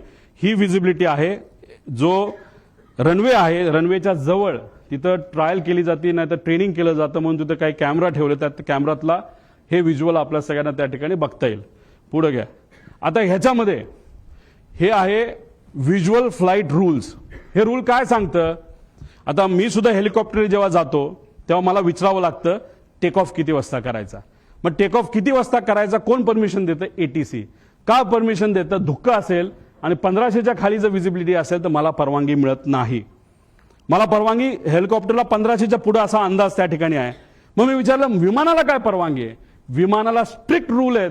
कोणाचे आहेत, डीजीसीएचे रूल्स आहेत, व्हिज्युअल फ्लाईट रूल्स, की 5000 मीटरची जोपर्यंत विजिबिलिटी येत नाही तोपर्यंत विमान उडवायचंच नाही. म्हणजे लँडिंग सोडा, टेक ऑफ सुद्धा तुम्ही करू शकत नाही, असे आदेश त्या ठिकाणी तिथे दिले होते. आता तुम्हाला मला विचारायचंय की 8:30 वाजता विजिबिलिटी 3 किलोमीटरची होती. बघा 8:31 आणि 11 सेकंडला visibility is 3 kilometre as of now. कुणी सांगितलं, बारामती एटीसी. आता इथं ही जी कोणी व्यक्ती आहे हँडलर एरोचा, तो काय म्हणतो, captain checking visibility at Baramati 7:03. All okay sir 7:10. म्हणजे काय, विजिबिलिटी इज ओके. मग आता एरोला पकडायला काय कारण आहे, एरोली खोटी माहिती का दिली. साधा प्रश्न आहे. 8:30 वाजता जर विजिबिलिटी 3 किलोमीटर असेल तर सकाळच्या वेळेस 7 वाजता विजिबिलिटी कमी असेल का जास्त असेल, धुक्क जास्तच असेल ना. मग हा महाशय 7:10 म्हणतो ऑल ओके सर, म्हणजे visibility is okay, okay to take off. म्हणजे ह्या व्यक्तीने सुद्धा ऑफिसमध्ये जिथं डायरेक्टर, महाराष्ट्राचा डायरेक्टर एव्हिएशनचा ज्या ग्रुपमध्ये, त्या ग्रुपमध्ये हे महाशय म्हणतात all okay, visibility is fine, okay to take off. आणि ही गोष्ट बघितल्यानंतर आमचे दादा विमानात बसले आणि मग तिथं जे काय घटना त्या ठिकाणी घडली. मग एरोला पण जबाबदार धरायला काय कारण आहे, धरायलाच पाहिजे. त्यामुळे हे सगळे विषय आहेत. त्यामुळे इथं मोठा रूलचा डिफिशिएट आहे. मग या पायलटला माहित होतं विजिबिलिटी नाही, तरी तो हिरोगिरी करायला का गेला, मुद्दामून गेला का, त्याच्यावर कुठलं प्रेशर होतं का वेगळंच काय कारण आहे. आणि कदाचित त्याच्या मनामध्ये ही घटना घडवायचीच होती असे होते का, असे प्रश्न आम्हाला तिथं उद्भवतात. पुढच्या काय गोष्टी बघितल्यानंतर तुम्हाला त्या गोष्टी खऱ्या वाटतील. पुढे घे.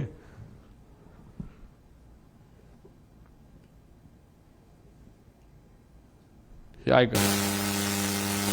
दरवेळेचा जो आवाज असतो विमानाचा आम्हाला तिथं आता धावपट्टी जवळ असल्यामुळे आम्हाला माहिती की विमानाचा कसा आवाज असतो. पण त्या दिवशीचा इतका कर्कश आवाज होता, त्यामुळे आमच्या गावातली बरेचसे महिला पोरं ही सगळी रस्त्यावर येऊन बघत होती की आज विमानाचा असा का आवाज येतोय. आणि गावाला एक रेटी घालून परत विमान धावपट्टीच्या दिशेने उतराय गेलं. पण त्याच वेळी आमच्या गावातनं उतरताना आमच्या गावात एक मंदिर आहे, त्या मंदिराच्या कळसाला सुद्धा टेकायची काही लोकांना शक्यता. पुढे घे. म्हणजे विमान लँड होण्यापूर्वी जे गाव आहे त्या गावाच्या कळसाला विमान घासून गेलं. म्हणजे 1 मिनिट जो ट्रान्सपॉन्डर बंद झाला होता शेवटचा, जे सॅटेलाइटची कनेक्शन आहे मुद्दामून तोडण्यात आलं होतं ट्रान्सपॉन्डर बंद करून, असं आमचं मत आहे. याच्यामध्ये नॉर्मली एमिंग पॉइंट हा पुढे असतो, त्यानंतर मग सेंट्रल लाईन बघितली जाते, लँडिंग डेझिग्नेटर असतो, थ्रेशोल्ड. याच्यावर लँड करायचं नसतं, याच्या पुढेच लँड करावं लागतं. आणि ही जर बारामतीची साईड बघितली, थ्रेशोल्ड इथे आहे. आता 1 मिनिट जे ट्रान्सपॉन्डर बंद केला तर त्याचा जर आपल्याकडे डेटा आला असता तर हे बंद पडलं विमान असं आपल्याला जे दिसतं ते जर झालं नसतं तरी आमचं असं मत आहे की हे विमान इथं येऊन धडकलं असतं. मग कदाचित असं होतं का की इंटेन्शनच होतं विमान लँड करायचं ना, क्रॅश करायचं. कारण तुम्ही 29ला तुमच्याकडे संधी असताना तुम्ही सारखं सारखं या डोंगराळी भागाकडे का जात होता. आणि जर तुम्ही एवढ्या लो आला होता मग कुठंतरी तुम्ही जर ते तिथं बंद पडलं नसतं, नाही तर ते एका बाजूला गेलं नसतं तर तसंही ते जाऊन विमान तिथं धडकू शकलं असतं, असं आम्हाला त्या ठिकाणी भीती आहे. नाही तर आम्हाला त्याबद्दलची त्या ठिकाणी शंका आहे. म्हणजे थ्रेशोल्डच्या खाली म्हणजे हे अनेक असे प्रश्न, म्हणजे एमिंग पॉइंट हा तो तिथली शेवटची बाजू म्हणजे डोंगराळी बाजूच एमिंग पॉइंट होतं का असा प्रश्न त्याच्यामध्ये आहे. आणि त्याच्यातच तो पॉइंट समोर येत असताना कदाचित असंही होऊ शकतं, जेव्हा पाठकाला ते कळालं, त्या ज्या मॅडम होत्या त्यांनी कदाचित मग विमान एका बाजूला ओढण्याचा प्रयत्न केला. काय हे जोपर्यंत ब्लॅक बॉक्स आपल्याला मिळत नाही, जोपर्यंत आपल्याला कम्युनिकेशन त्या कॉकपिटमध्ये काय झालं हे जोपर्यंत कळत नाही, जोपर्यंत इक्विपमेंट मुवमेंट तिथे कळत नाही, तोपर्यंत ह्या गोष्टी आपल्याला कळणार नाही. त्यामुळे ह्या गोष्टींकडे खऱ्या अर्थाने लक्ष देण्याची जरूरत आहे. पुढे आता ह्याच्यामध्ये आपण जर बघितलं तर तुम्ही सुद्धा गाडी चालवत बाहेर जावा, एखादं कुत्रं मध्ये आलं, माणूस मध्ये आला आणि तुम्हाला माहिती आहे आता तुमचा ऍक्सिडेंट होणार आहे, कितीही तुम्ही शांत असला तरी तुम्ही एखादी शिवी द्याल, तुम्ही चिडाल, तुम्ही त्याकडे रागवून बघाल, काहीतरी तुम्ही कराल. आता याच्यामध्ये आपल्यासारखं म्हणजे सामान्य लोकांसारखं कुणी रिॲक्ट केलं जेव्हा 8:43:55 फील्ड इन साईड जेव्हा पाठक मॅडम त्या ठिकाणी बोलल्या तेव्हा तिथं 8:44:13 म्हणजे जेव्हा ते टिल्ट झालं तेव्हा मॅडम म्हणाल्या होत्या ओ शिट ओ शिट. हे त्यांचं रिॲक्शन आहे, हे त्या मॅडमचं रिॲक्शन आहे, को पायलटचं रिॲक्शन आहे. पण या पुऱ्या 5 मिनिटांमध्ये जेव्हा तो पीटीटी दाबला गेला होता, त्या पीटीटीत जेव्हा दाबलं जातं तेव्हा फक्त को पायलटचा आवाज येत नसतो, पायलटचाही आवाज येत असतो. पायलट जर गाणं गात असेल, काय सुंदर सिनरी आहे, काय झाडं आहेत, काय झुडपं आहेत असं पायलट बोलला तरी त्या पीटीटी मध्ये तो आवाज रेकॉर्ड होतो. आम्हाला जे कळलंय त्या मेन पायलटचा आवाज कुठेही तिथं येत नव्हता. मग पायलट झोपला होता का डोज ऑफ झाला होता का वेगळंच काहीतरी झालं होतं का मुद्दामून त्याच्या मनामध्ये एक निश्चय त्याचा होता की आता आपल्याला हे विमान काही झालं तरी जमिनीवरच त्या ठिकाणी घेऊन जायचं आणि ऍक्सिडेंटच घडवायचा, असे अनेक प्रश्न निर्माण होतात. त्यामुळे ब्लॅक बॉक्समधून माहिती आणणं हे महत्वाचं आहे. ही नॅचरल रिॲक्शन होती, ओ शिट ओ शिट. तिथं मेडे मेडे बोलावं लागतं, पण मेडे मेडे बोलण्याची सुद्धा मानसिकता त्या मॅडमची नव्हती. का? कारण का त्यांना या गोष्टीचं कदाचित काहीच माहित नव्हतं. जेव्हा विमान हाताबाहेर गेलं, नाहीतर तिथं एक सर्किट ब्रेकर नावाचा एक बटन असतं, ते जर बटन बंद केलं तर विमानाच्या सगळ्या गोष्टी बंद होतात आणि विमान ज्या पद्धतीने एखादी बाटली आपण असं फेकू त्या पद्धतीने ते तिथं पडतं, जे तिथं पडताना आपण सगळ्यांनी बघितलेलं आहे. आणि त्यानंतर 11 सेकंद नाही तर 8 सेकंद नंतर हे क्रॅश झालेलं आहे. म्हणजे 8 सेकंदाचा त्याच्यामध्ये गॅप आहे. बटन जेव्हा शिफ्ट केलं गेलं तेव्हाच त्या पाठक मॅडमला, ज्या तज्ज्ञ होत्या पायलटच्या, आणि एक गोष्ट तुम्ही समजून घ्या, माझ्या माहितीनुसार हे क्रॉस व्हेरीफाय करावं लागेल, हे कपूर 16,000 तास दिसत असले तरी पाठक मॅडम ज्या 1600 तासाचं त्यांचं फ्लाइंग आहे ते फक्त लेअर जेटवर झालं होतं. आणि हे जे आहे आपले कपूर यांचं फ्लाइंग हे वेगळ्या वेगळ्या विमानात झालं होतं. त्यांचा अनुभव कदाचित लेअर जेटवर या पाठक मॅडमपेक्षा कमी होता आणि ते कॅप्टन इन कमांड जेव्हा कमर्शियल एअरलाईन मध्ये होते तेव्हा कॅप्टन इन कमांड ते नव्हते, नजीकच्याच काळामध्ये कॅप्टन इन कमांड ते झाले होते, असं कुठंतरी शंका नाही तर काही प्रमाणात काही लोकांकडनं माहिती आम्हाला आलेली आहे. त्याची माहिती घेऊन त्या डिटेलमध्ये जाणं हे अतिशय महत्वाचं आहे. त्यामुळे दादांचा दौरा का बदलला, विमानाची वेळ बदलली गेली का, पायलट खरंच बदलले का बदलले, असे काही प्रश्न आहेत. मग त्यानंतर केंद्रीय विमान मंत्रालयाचा अहवाल आलाय का, एटीसी ट्रान्सक्रिप्ट, आणि या अहवालामध्ये का त्याच्यामध्ये डिस्परन्सी आली, का त्याच्यामध्ये फरक आलेला आहे, मधील वेळेची विसंगती का आली, पायलट रडारचा 1 मिनिट आधीच ते जो ट्रान्सपॉन्डर आहे तो का बंद झाला, का बंद केला गेला, व्हिजिबिलिटी कमी असताना सुद्धा टेक ऑफ का झालं, जर टेक ऑफ पुण्याचं एअरपोर्ट बॅकअप पकडून केलं असेल तर लँड करण्याचा प्रयत्न का तिथं झाला, असा आमचा प्रश्न आहे. रनवे 29 अवेलेबल असताना, सेफ असताना, फ्लॅट असताना, कुठलंच टेन्शन तिथं नसताना, तिथं सूर्याचा पण त्रास नसताना सारखं सारखं मला रनवे 11च पाहिजे असं का त्या ठिकाणी सांगण्यात आलं. आधीच विमान कमी उंचीवर आणले गेले होते का.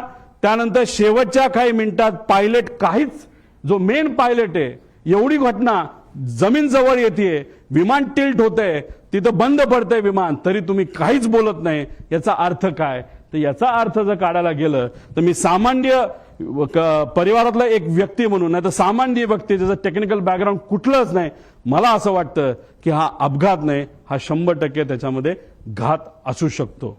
आणि हीच माहिती आम्हाला सगळ्या इन्व्हेस्टिगेशन एजन्सीजकडनं पाहिजे.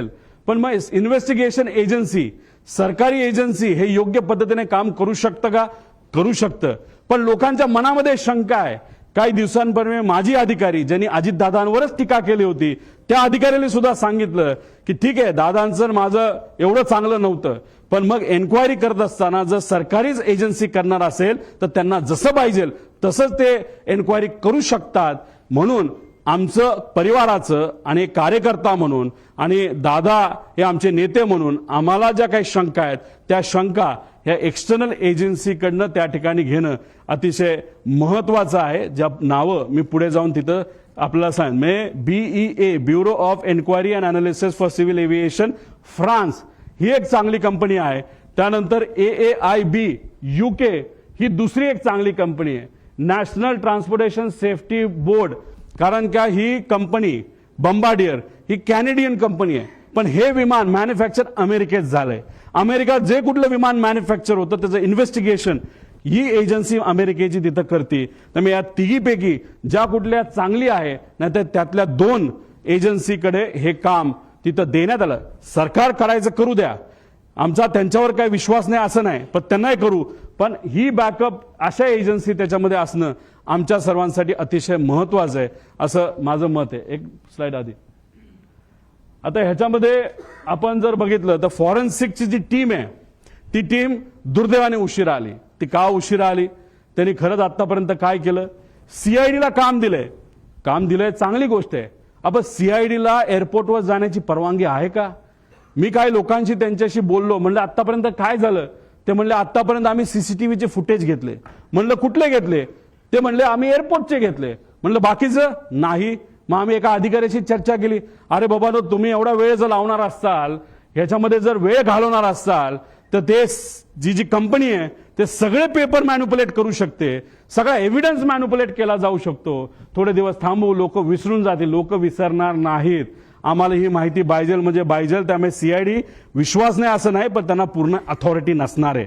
कारण विमानतळावर गेल्यानंतर पोलिसाला, खाकी वर्दीच्या व्यक्तीला आज जाण्याची परवानगी तिथं नसते. तिथं CISF असेल, नाहीतर केंद्रीय जे काही एजन्सीज असतील त्याच तिथं जातात. नाहीतर इन्व्हेस्टिगेशन करायचं असेल तर सीआयडी करू शकत नाही.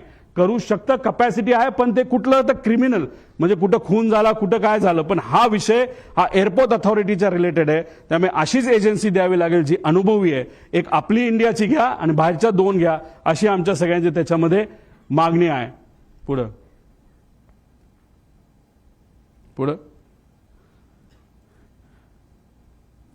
हे सगळे विषय आहेत.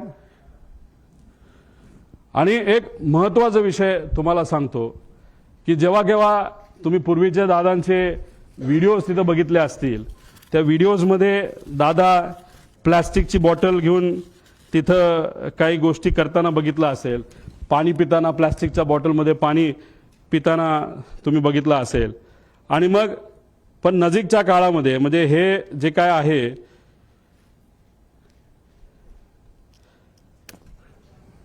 आता हे जे काय झालं ते झालं. ही गोष्ट कदाचित दादांच्या मनामध्ये असावी की कधीही काही होऊ शकतं. त्यामुळे गेल्या काही महिन्यांमध्ये दादा प्लॅस्टिक बॉटलवरनं दादा अशा बॉटलमध्ये त्या ठिकाणी आले होते. का आले होते, कशामुळे आले होते, ह्याच्यात काय करू शकता येत नाही. म्हणून तुमचे नजीकच्या काळामधले काही महिन्यातले जर तुम्ही त्यांचे व्हिडिओज बघितले, मागे सिक्युरिटीचा अधिकारी असतो उभा, तो सुद्धा त्यांचा विश्वासू, त्याच्या हातामध्ये काचेची बाटली असते आणि ती काचेची बाटली अशीच नसते, ती बऱ्याच वेळा चेक केलं जातं आणि त्यानंतर त्यांच्या हातामध्ये ती बाटली असायची. मग दादा प्लॅस्टिक बाटलीवरनं दादा या बाटलीवर का आले असाही प्रश्न पडतो. जेव्हा माझ्या एका मित्राली हेलिकॉप्टर घेतलं होतं, मी दादांना सांगत होतो, दादा माझ्या मित्राला एक हेलिकॉप्टर घेतलंय. म्हणलं चांगला आहे, तो तुझा विश्वासू आहे का? म्हणलं हो आहे. मग त्याचंच हेलिकॉप्टर तू वापर, बाहेरून तू घेऊ नको. आम्ही आत्ताच्या काळामध्ये बरंच काही वेगळं ऐकलेलं आहे. आता ह्याच्यातून ते मला काय सांगण्याचा प्रयत्न करत होते मला तर ते काय माहीत नाही. दादानी त्यांच्या काही जवळच्या लोकांना ज्यांची आर्थिक परिस्थिती बरी आहे, चांगला व्यवसाय आहे, त्यांना सांगून सांगितलं होतं की पुढच्या काही महिन्यांमध्ये तुम्हाला विमान घ्यावं लागेल आणि ते विमान तू घे म्हणजे मला ते वापरता येईल. हे का ते काय बोलत होते कसं काय, शेवटी आत्ता दादांबरोबर झालेले काय सगळे संभाषण हे तिथं माझ्या ध्यानामध्ये त्या ठिकाणी एका टेपसारखे तिथं पळत आहेत, जात आहेत. त्यामुळे काचेच्या बाटलीपासून पार विमान स्वतःचं त्या ठिकाणी असावं, या सगळ्या गोष्टी त्यांच्या मनामध्ये का होत्या हे आज तरी आपल्या सगळ्यांना त्या ठिकाणी विचारता येणार नाही. फक्त एवढंच आहे, माझा काका, आमचे नेते, आमचे दादा आज आमच्या सर्वांच्या मध्ये नाही आहेत. पण ते का नाहीत, कशामुळे झालं, कुणी केलं, जर केलं असेल तर कसं घडलं, का केलं गेलं याची माहिती मला नाही तर अख्ख्या महाराष्ट्राला त्या ठिकाणी माहिती पाहिजे. कारण का आम्ही आमच्या दादाला, आमच्या काकाला आम्ही मिस करतो. आणि नक्कीच मी एक तुम्हाला सांगतो, जर अशा पद्धतीने आपण जर इन्व्हेस्टिगेशन केलं तर सत्यमेव जयते, आपल्याला विजय या रिसर्चच्या बाबतीत त्या नक्कीच त्याला यश आल्याशिवाय राहणार नाही असं आमच्या सगळ्यांचं त्याच्यामध्ये मत आहे. त्यामुळे या रिलेटेड राजकीय कुठलाही प्रश्न आजच्या दिवशी तिथं घेतला जाणार नाही. राजकीय प्रश्नांबाबत आणि राजकीय विषयांबाबत 12 तारखेला कुठं आणि कशी प्रेस तिथं घेणार आहे याबद्दलची माहिती आज संध्याकाळी आपल्या सर्वांना सोशल मीडियाच्या माध्यमातून मी नक्कीच सांगेल. तुम्ही ठरवा सगळ्यांना एकसाथ बोलायचं आहे का एक एक बोलणार आहे तर मला बोल.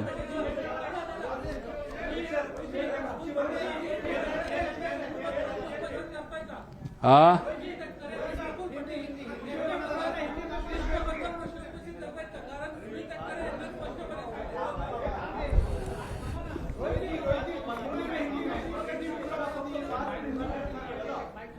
तुम्ही ठरवा.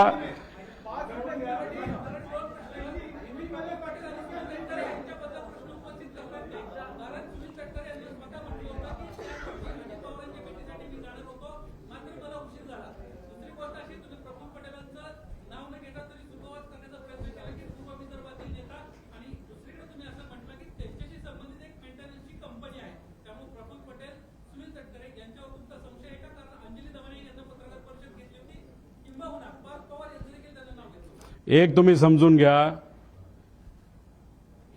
हा अपघात होता का घात होता असा प्रश्न तुम्ही केला तर आमची शंका म्हणजे माझी आणि असंख्य महाराष्ट्रातल्या लोकांची शंका आहे की हा घात होता. आत्ता तुम्ही जर प्रेझेंटेशन बघितलं असेल तर 60-70 पानाचं मी प्रेझेंटेशन केलं.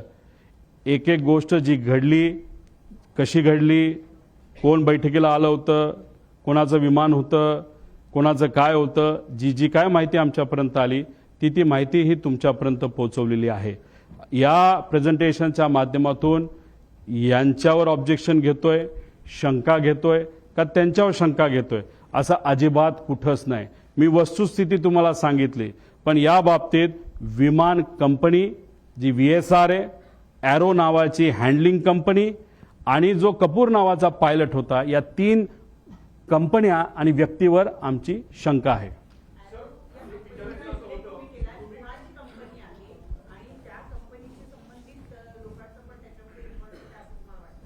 या पुऱ्या डिस्कशनमध्ये तुम्ही बघितलं असेल, एरो नावाच्या कंपनीने VSRचं हे विमान हायर केलं होतं. ते सरकारी GR प्रमाणे केलं होतं.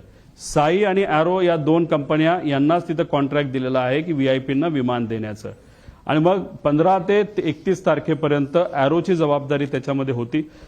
एरोने ते बुकिंग केलं होतं. तो कोण पवार का कोण नावाचा जो माणूस आहे तो हँडलर आहे, तो एरोचा हँडलर आहे. त्यांनी सांगितलं होतं की व्हिजिबिलिटी ऑल ओके. म्हणजे कुठे ते मिसरिप्रेझेंटेशन झालं. ती कंपनी कोणाची कशी अजूनपर्यंत मला तरी काय माहिती मिळालेली नाही. पण बऱ्याच राज्यामध्ये आज जे कुठले सत्तेत आहेत त्या राज्यांबरोबर ती कंपनी काम करते असं मात्र त्या ठिकाणी आम्हाला कळालेलं. म्हणजे बऱ्याच मोठ्या लोकांचा त्यांचा संपर्क नाही तर ओळख असावी असं वाटतंय. सर, तुम्ही म्हणालात की CID ही कॉम्पिटंट एजन्सी नाही या प्रोब करता. तुम्ही ह्याच्यात हायकोर्ट और सुप्रीम कोर्ट मॉनिटर्ड प्रोबची स्पेसिफिक डिमांड करताय का? DGCAवर आमचा विश्वास आहे. पण हे बघा, एक तुम्ही समजून घ्या, सरकारवर आमचं ॲलिगेशन नाही, कोणावर ॲलिगेशन नाही. पण ज्या गोष्टी घडल्या असाव्यात, अशा पद्धतीने काय गोष्टी झाल्या असाव्यात, या पद्धतीची आमची शंका आहे. ती शंका पूर्ण करत असताना CID बद्दल आपल्या सगळ्यांना माहिती आहे. आता तिथं विमानाच्या म्हणजे एअरपोर्टवर पोलीस अधिकाऱ्यांना अलाउड नसतं. मग CID ह्या गोष्टी कशा करू शकतं? कारण हे शेवटी एक्सपर्ट ओपिनियन याच्यामध्ये लागणार आहे. मग एक्सपर्ट ओपिनियन कोणाकडे? अशा भारताच्या बाहेरच्या 1-2 कंपन्या तुम्ही हायर करा. या इन्व्हेस्टिगेशनमध्ये त्यांना तुम्ही ताकद घ्या. DGCAला सुद्धा एक टीम तुम्ही त्या ठिकाणी तयार करा. आणि अजून एक गोष्ट, ब्लॅक बॉक्स जेव्हा तुम्ही त्याचा अभ्यास कराल, त्याचं जे पूर्ण रेकॉर्डिंग आहे, कारण गुजरातला जो ऍक्सिडेंट झाला त्याचं पूर्ण रेकॉर्डिंग पब्लिककडे मिळालेलं नाही. सिलेक्टेड गोष्टींचं रेकॉर्डिंग बाहेर आलेलं आहे. आमची मागणी आहे, ब्लॅक बॉक्समधलं जे कुठलं तिथं रेकॉर्डिंग आहे, जे पूर्णपणे परिवारातल्या एका व्यक्तीला नाहीतर काही ठराविक लोकांना एक्सपर्ट बरोबर ते बघण्याची संधी सरकारकडनं त्याच्यामध्ये देण्यात यावी. आणि त्याच्याच बरोबर जे काही डिव्हाइसेस नाहीतर जी काही तिथं इक्विपमेंट्स होती त्याची जी मुवमेंट असेल ती सुद्धा आम्ही एखाद्या तज्ज्ञाकडनं त्या ठिकाणी त्याचा अभ्यास करू. त्यामुळे CIDवर आम्ही आक्षेप घेत नाही. पण कधी कधी काय होतं, एका एजन्सीचं नाव दिल्यानंतर सामान्य लोकांना असं वाटतं अरे CID का बघते, कारण का एका मोठ्या सिरियलचं नाव CID होतं तर लोकांना वाटतं लय भारी काम, ते चांगलंच काम करतात. पण या टिपिकल घटनेबद्दल ते चांगलं काम करतील कारण का हे त्यांचं एक्सपर्टीज नाही. म्हणून जे एक्सपर्ट आहेत, डॉक्टर जर हृदयाचा असेल तर हृदयाच्याच डॉक्टरकडे जावं लागतं, डोळ्याच्या डॉक्टरकडे जाऊन चालत नाही असं आमचं मत आहे. गेल्या 10 दिवसामध्ये तुम्ही सांगितल्याप्रमाणे गेल्या 10 दिवसामध्ये फक्त CCTV चेक करतायत, ते सुद्धा एअरपोर्टवरचेच. त्यामुळे कुठेतरी सरकार सुद्धा या चौकशीच्या घेऱ्यामध्ये आहे की या सगळ्या जी दुर्घटना झालेली आहे त्या दुर्घटनेमध्ये सरकार सुद्धा चौकशी पूर्णपणे लवकरात लवकर करावी याच्यापासून दूर पळतंय. कुठेतरी काही प्रमाणात राजकीय दृष्टिकोनातून नाही पण व्यावहारिक दृष्टिकोनातून कंपनीकडनं काय गोष्टी दाबण्यात येतात असं आमचं त्याच्यामध्ये मत आहे. CCTV फुटेज मुंबई एअरपोर्टचं अजूनपर्यंत घेतलं असं मला वाटत नाही. त्यांनी कुठलं एअरपोर्टचं घेतलं तर बारामती एअरपोर्टचं घेतलेलं आहे. अतिशय स्लो पद्धतीचा इन्व्हेस्टिगेशन हे दुर्दैवाने आता चालू आहे असं आपल्याला म्हणावं लागेल. आतापर्यंत बऱ्यापैकी कन्क्लुजन व्हायला पाहिजे होतं. महाराष्ट्राचा या देशातलं सगळ्यात प्रगतिशील राज्य, त्याचा उपमुख्यमंत्री, या राज्यातला सर्वात जे काही प्रमुख 3 मोठे नेते असतील त्यातला एक नेता हा एका अपघातात त्या ठिकाणी मृत्युमुखी पडतो. आणि त्याच्या बाबतीत तुम्ही काहीच जर तिथं इन्व्हेस्टिगेशन करत नसाल नाही तर संत गतीने करत असाल तर असं थोडंसं दिसतं की या इन्व्हेस्टिगेशनमध्ये काही लोकांना कदाचित रसच नाही. पण अशी गोष्ट दिसू नये. मॅन्युप्युलेशन होण्यापूर्वी आणि मॅनेज होण्यापूर्वी इन्व्हेस्टिगेशन पूर्ण झालं पाहिजे. 2023 सारखं जर झालं तर हे फार घातक ठरेल. दुसरी गोष्ट, VSRचे सगळे कॉन्ट्रॅक्ट कॅन्सल करण्यात यावे. अजून सुद्धा VIP त्यांच्याच विमानाने तिथे ट्रॅव्हल करतायत, त्यांच्या सुद्धा जीवाला धोका हा होऊ शकतो. त्यामुळे त्याच्या सगळ्या सर्व्हिसेस तुम्ही कॅन्सल करा आणि सगळ्या लोकांना तुम्ही ताब्यात घेऊन प्रॉपर इन्व्हेस्टिगेशन करा असं आमचं मत आहे.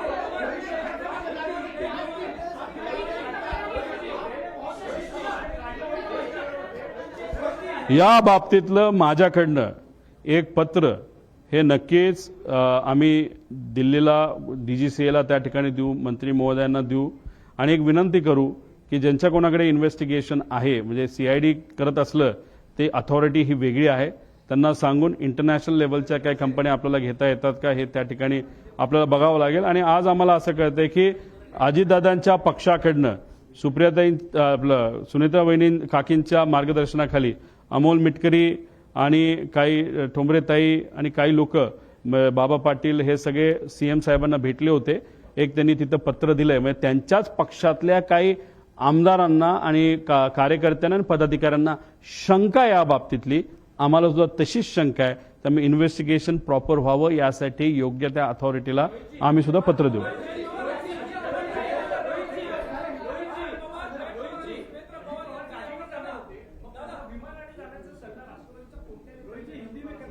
मगाशी तुम्हाला सगळं मी त्या ठिकाणी सांगितलेलं आहे. कुणी काही सल्ला वगैरे त्या ठिकाणी दिला नसेल, पण लेट का झालं हे फक्त मी तुम्हा सर्वांना सांगितलं. तुम्ही सगळेच एक साथ बोलता, मला कसं कळणार आहे?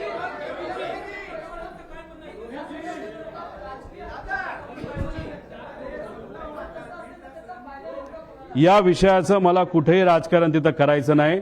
मी कुठंच काय तिथं बोलत नाही की कुठल्या राजकीय पक्षाचा याच्यामध्ये इन्व्हॉल्वमेंट आहे. याच्यामध्ये नक्कीच घात झाला एवढं मात्र त्या ठिकाणी मी म्हणतो. कसं झालं, का झालं, कोणामुळे झालं, काय झालं हे लोकांसमोर आलं पाहिजे आणि इन्व्हेस्टिगेशन ही प्रॉपर त्या ठिकाणी झाली पाहिजे. एवढंच या प्रेझेंटेशनच्या माध्यमातून मी सांगण्याचा प्रयत्न करतो. मराठीचे शेवटचे 2 प्रश्न घ्या, म्हणजे मी हिंदीत बोलतो. दोन मराठी.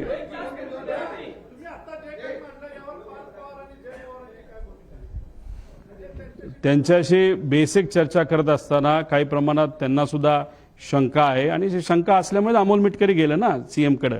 त्यांच्याच पक्षातले आमदार आणि कार्यकर्ते, मग ते का गेले असतील? शंका असल्याशिवाय ते जाणार नाही.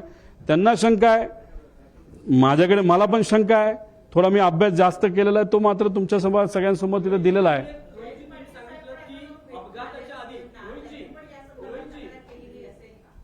नाही, या बाबतीतलं मला काय माहीत नाही, कारण मी अजून कोणाच्याच संपर्कात नाही. तुम्ही सर्वजण अभ्यासू पत्रकार असल्यामुळे चांगलं प्रेझेंटेशन व्हावं यासाठी मी प्रेझेंटेशनकडेच जास्त लक्ष देऊन होतो.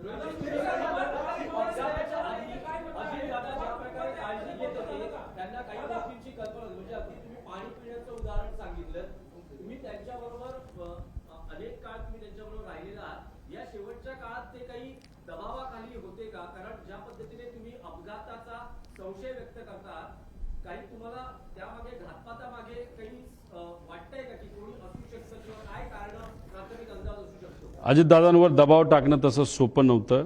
लढवया नेता त्याच्यामध्ये होते ते, पण काळजी नक्कीच ते तिथे घेत होते. मी फक्त एक उदाहरण सांगितलं, त्याच्या मागचं कारण मला माहीत नाही. प्लॅस्टिकच्या बॉटलमध्ये टॅम्परिंग होऊ शकतं, त्या पाण्यामध्ये काही मिक्स केलं जाऊ शकतं, म्हणून त्यांनी ती बॉटल प्लास्टिकवरनं ग्लास बॉटलकडे ते तिथं वळले. हेलिकॉप्टरच्या बाबतीत मी माझा स्वतःचा अनुभव तुम्हाला तिथं सांगितला. म्हणजे काळजी कुठं ना कुठे ती त्या ठिकाणी ती होती. पाण्याच्या बाबतीत त्यांनी ॲक्शन नक्कीच तिथं घेतली. जर त्यांच्या मनामध्ये विमानाच्या बाबतीत सुद्धा जर शंका होती तर तिथं जर वेगळी ॲक्शन त्यांनी घेतली असती तर दादा आज आपल्याबरोबर असते.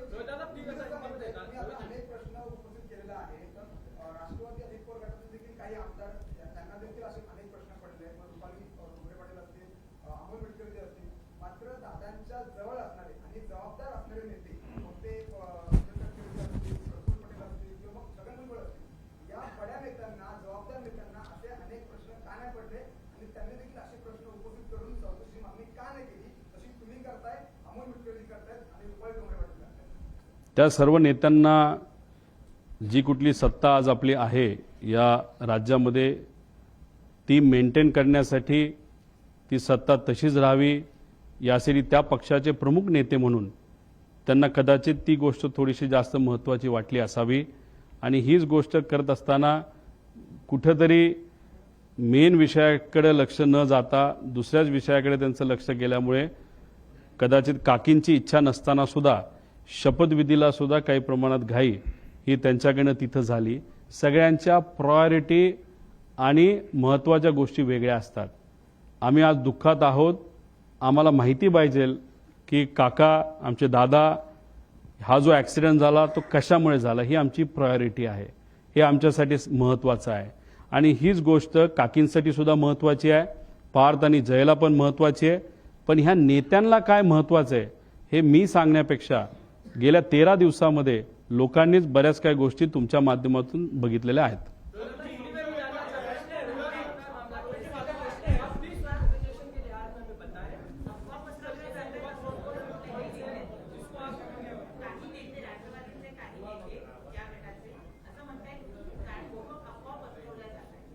रोहित पवार एवढ्या मोठ्या कॅमेराच्या संख्येसमोर आणि एवढ्या अभ्यासू मराठी पत्रकारांच्या समोर प्रेझेंटेशनच्या माध्यमातून काय गोष्टी जर पुढे त्या ठिकाणी सांगत असतील तर ह्याला अफवा म्हणत नाही, ह्याला रोकटोक प्रेस कॉन्फरन्स त्या ठिकाणी म्हणतात. आणि त्यांच्यात आणि आमच्यात हाच फरक आहे. ते काय काय म्हणेना, आम्हाला काही घेणं देणं नाही. ते जे कुठले नेते असतील 4-5 त्यांचा पक्षच वेगळा आहे आणि आमचा पक्ष वेगळा आहे. काका मात्र आमचे त्या ठिकाणी गेलेले आहेत. त्यामुळे काकांच्या बाबतीत काय घडलं हे मला तरी माहिती पाहिजे. त्यांना माहिती नको असेल तर तो त्यांचा विषय आहे.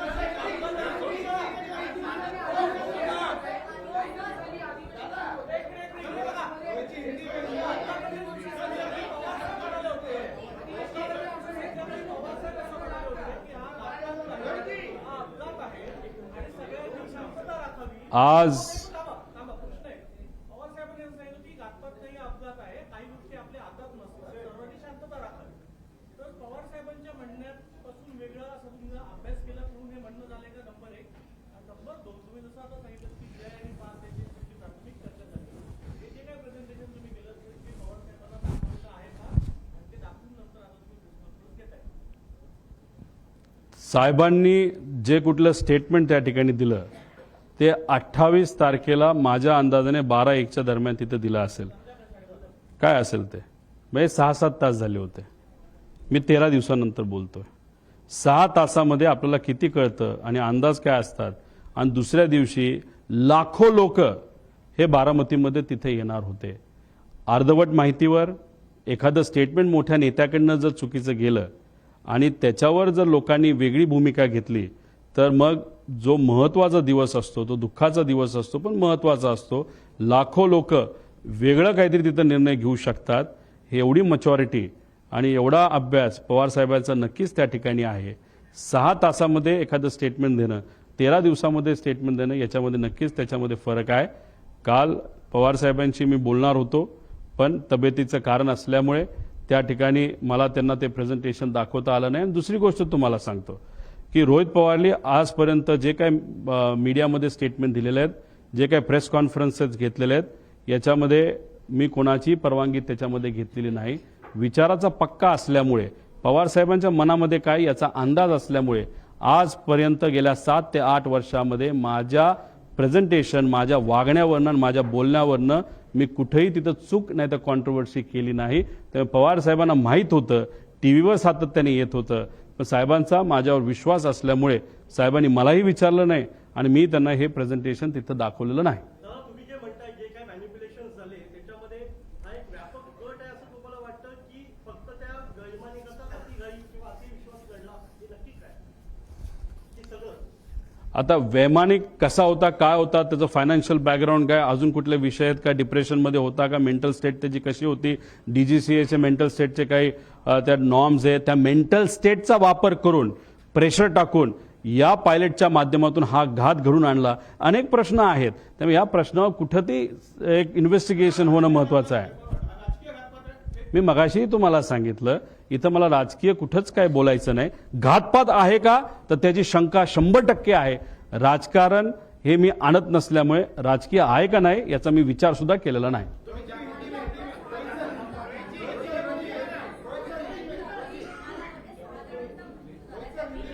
तो 6चा जो आकडा होता तो चुकीचा होता. त्याच्यामध्ये कॅल्क्युलेशनमध्ये चूक झाली. तो जो मेन रिपोर्ट असतो की किती लोक त्या विमानामध्ये आहे तो रिपोर्ट आमच्याकडे आहे. त्यामुळे उगाच दाखवायचं आणि प्रेझेंटेशन लांबवायचं म्हणून नको त्या गोष्टी याच्यामध्ये दिलेल्या नाहीत. त्यामुळे त्या 6च्या आकड्याला कुठंच काही महत्त्व नाही.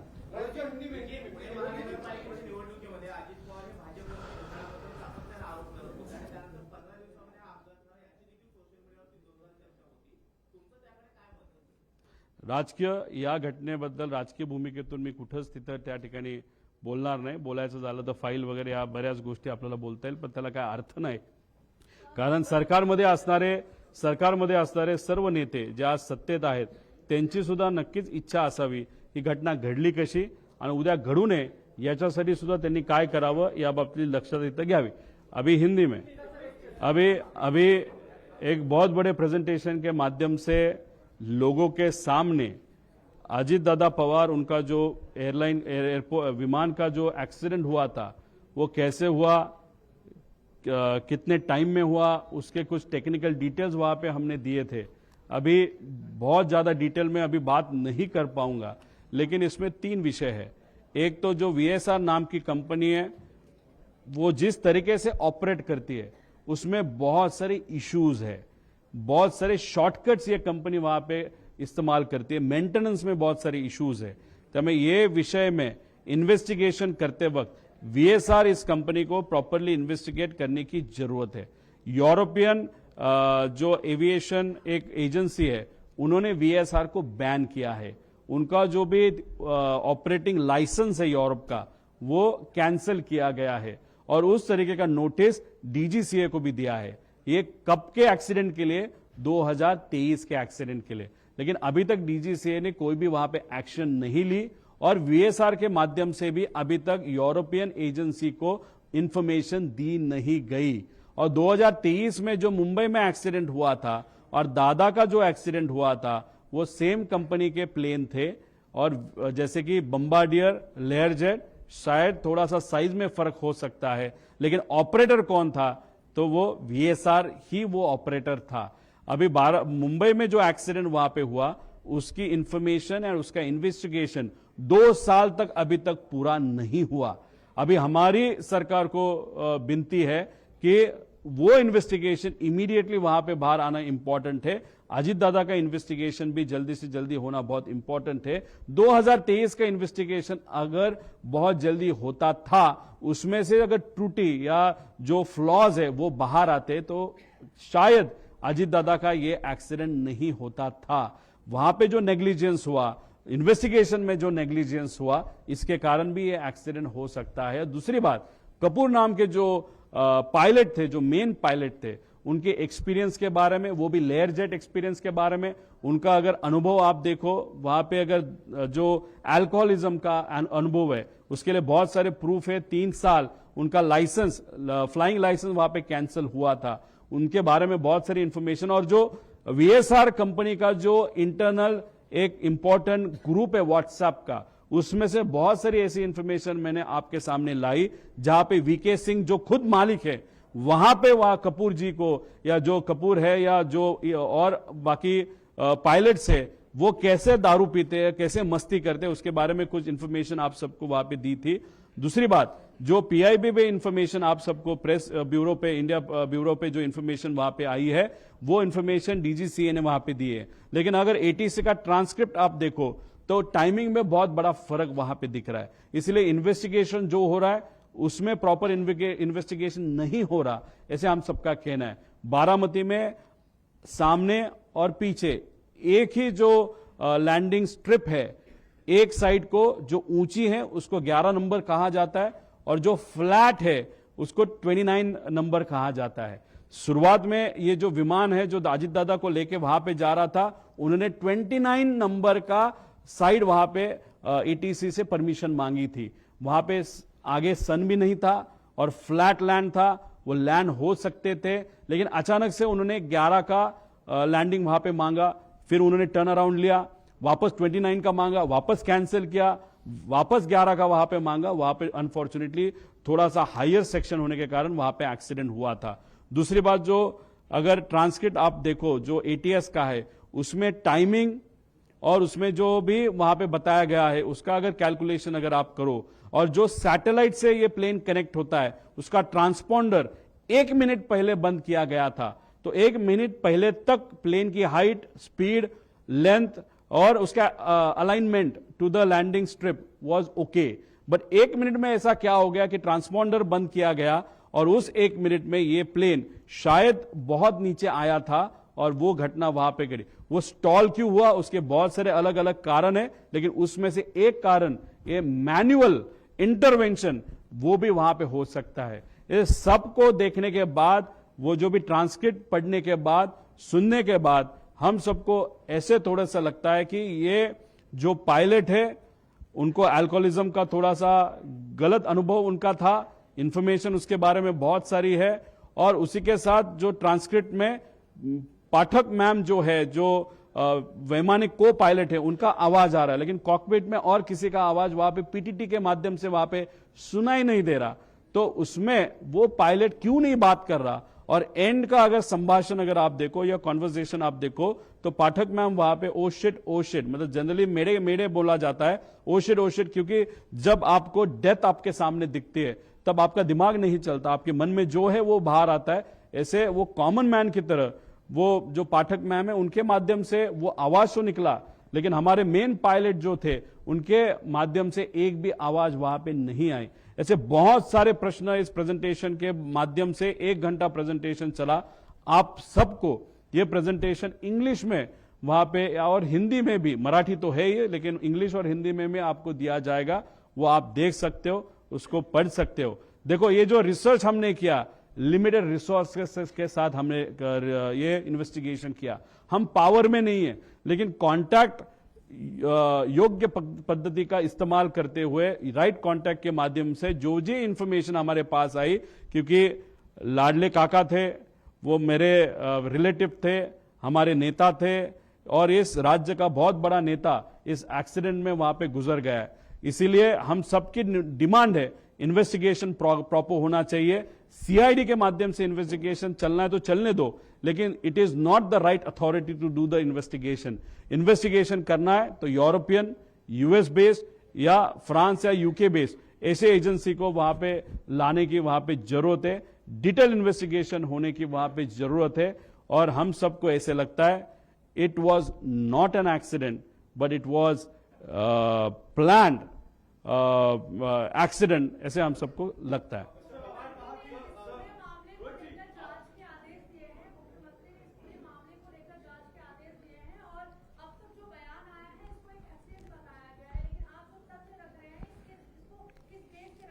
मैडम, अगर मुझे हार्ट में पेन हो रहा है, चेस्ट में पेन हो रहा है, तो मैं हार्ट के डॉक्टर के पास जाऊंगा, मैं आंखों के डॉक्टर के पास नहीं जाऊंगा। महाराष्ट्र सरकार ने जो इन्वेस्टिगेशन एजेंसी वहां पे दी है वो सीआईडी दी है। सीआईडी को प्लेन के बारे में क्या मालूम है? सीआईडी को प्लेन के टेक्निकल डेटा के बारे में क्या मालूम है? अगर दिल्ली में कुछ विषय है, उसका ऑफिस दिल्ली में वीएसआर का, तो दिल्ली में सीआईडी जा सकती है क्या? तो हम सबका कहना है कि सिर्फ सीआईडी देने के लिए मत दो, टेक्निकल प्रॉपर इन्वेस्टिगेशन एजेंसी होने की जरूरत है। आप डीजीसीए के माध्यम से इन्वेस्टिगेशन करो, लेकिन हम सबकी मांगनी है फ्रांस, यूके या यूएस बेस्ड जिसके नाम मैंने वहां पे दिए थे, उनके माध्यम से भी ये इन्वेस्टिगेशन होना चाहिए।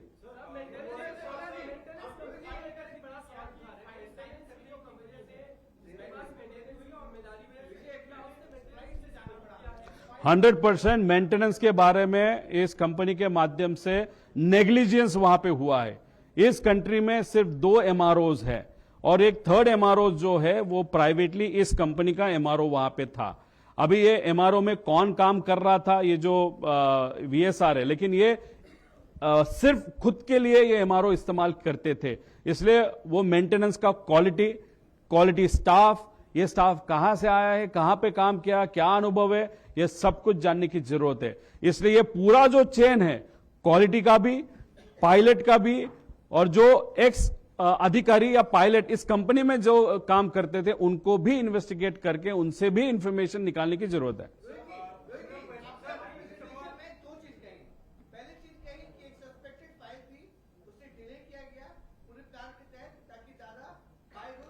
सर, मैं आपको कहना चाहता हूं, प्लानिंग ब्लिनिंग वहां पे मैं कुछ बोला नहीं था। मेरा कहना इतना ही है, अगर दादा का प्रेफरेंस अगर आप देखो तो उनका प्रेफरेंस रोड ट्रैवल होता है। 27 तारीख को दोपहर को कैबिनेट का मीटिंग होने के बाद 3-4 घंटा दादा ने खुद के ऑफिस के लिए, पार्टी के लिए, पार्टी के नेताओं के लिए और उनके ऑफिस का या पार्टी के जो पदाधिकारी है या जो ऑफिस का स्टाफ है उनके लिए वहां पे दिया था। अभी अगर 5 तक 5:30 तक जैसे प्लान मीटिंग्स थे, वो मीटिंग्स अगर होती थी तो दादा गाड़ी से पूना तक और पूना दूसरे दिन 28 को सुबह पूना से बारामती तक वहां पे पहुंच सकते थे। डिले किसके कारण हुआ वो इंफॉर्मेशन मैंने आप सबको दी। it is just an information. That is not an allegation. Please note.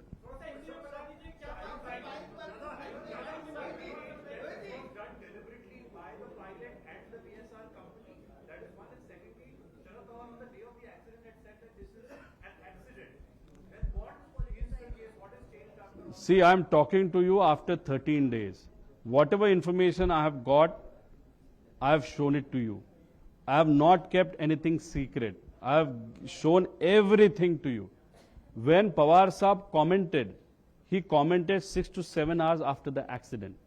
Till then, no information was there with him. The next day, he knew lakhs of people were going to come for the cremation.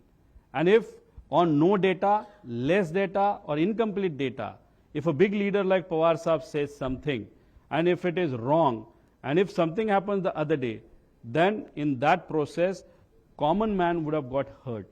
So looking at that, he must have stated that, and after 13 days, after going through all the papers and information what I have got, though I am not in power, but whatever information I have got, I have presented in front of you. I got little better time, but if I have got little more time, I may go in detail and get more information. But I am requesting the state government and the central government that you are in power, you have got all the resources. Please, before the papers get manipulated, you do the investigation. Yes, I am doubting VSR as the company, Arrow as the company, and looking at the history of the pilot. If you look at the interaction on the WhatsApp of the private group of that particular company, if you look at it, definitely looking at the past, you can doubt the pilot himself. The main pilot himself, I am not talking about the co-pilot. I am talking about the main pilot. Rohit जी, आप बोले कि बहुत सारे सवाल इसमें आपने doubt पैदा KIA, क्या मोटिव हो सकते हैं, कौन इसके पीछे हो सकता है, कि क्यों आपको डाउट हो रहा है ये सब? रोहित जी, आपने कहा कि अगर आज दादा होते तो दादा से मैं पूछ लेता, जब भी मुझे वो संधि मिलेगी बाद में बहुत सालों के बाद, तब मैं वहां पे पूछूंगा। ये बहुत अलग का सवाल है। देखो, अभी ये चीजें मुझे मालूम नहीं, जो मालूम है मैंने दिखाई। इसमें से इन्वेस्टिगेशन अभी होगा और इस इन्वेस्टिगेशन के माध्यम से पता चलेगा क्यों ये किया गया, किस लिए, क्या विषय थे, किसका आर्थिक नुकसान वहां पे हो रहा था। कुछ दादा निर्णय लेने वाले थे, दादा के पास कुछ इंफॉर्मेशन था, या दादा कुछ ऐसा निर्णय लेने वाले थे जिसका नुकसान कोई किसी को होने वाला था। ऐसे बहुत सारे प्रश्न वहां पे निर्माण होते हैं, लेकिन कंक्लूजन आज ही आज लेना है क्या? तो नहीं। अगर आज मैं कंक्लूजन यहां पे दूंगा तो मैं पॉलिटिसाइज इस विषय को कर रहा हूं, मेरे काका का एक्सीडेंट को मैं पॉलिटिसाइज कर रहा हूं, ऐसे मुझे लगता है। इसलिए हमको और इंफॉर्मेशन निकालने की जरूरत है। थँक्यू दादा, बस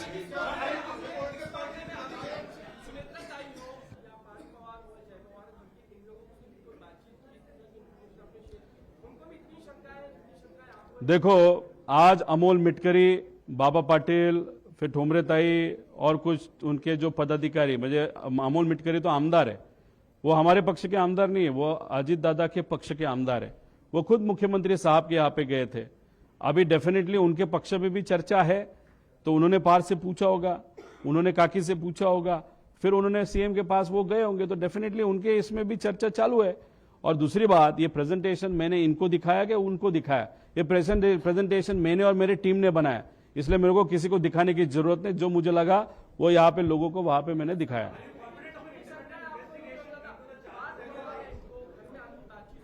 जब भी वहां पे उनके साथ बातचीत हुई थी, थोड़े टाइम के लिए वहां पे हुई थी, उनके मन में भी इस बारे में थोड़ी शंका है, और उसके कारण ही उन्होंने उनके टीम के जो अमोल मिटकरी उनको बोला होगा कि जाके सीएम साहब से तू मिल ले। मैं अलग पार्टी का अलग कार्यकर्ता हूं, लेकिन काका तो मेरे भी थे, अंकल मेरे भी थे, इसलिए मुझे तो डाउट है। ये प्रेजेंटेशन के माध्यम से जो आज तक आपके सामने नहीं आया, वो मैं लाने की कोशिश वहां पे किया हूं। See, I am definitely confident that the state government and the central government would appoint an independent agency, that too from the agencies which I have suggested, because the state government and the central government, they also want the actual investigation should happen. And if they really want the actual investigation to happen, they will do it through right authority like DGCA. Plus, as we are requesting them that please take an external agency also. I have that urge. So I am pretty sure the central government and the state government, because they are together in power. He's just my uncle. But for them, he was their partner. So for partners' benefit and to find out who actually did it and what exactly happened, they will definitely agree to my request. That is what I feel.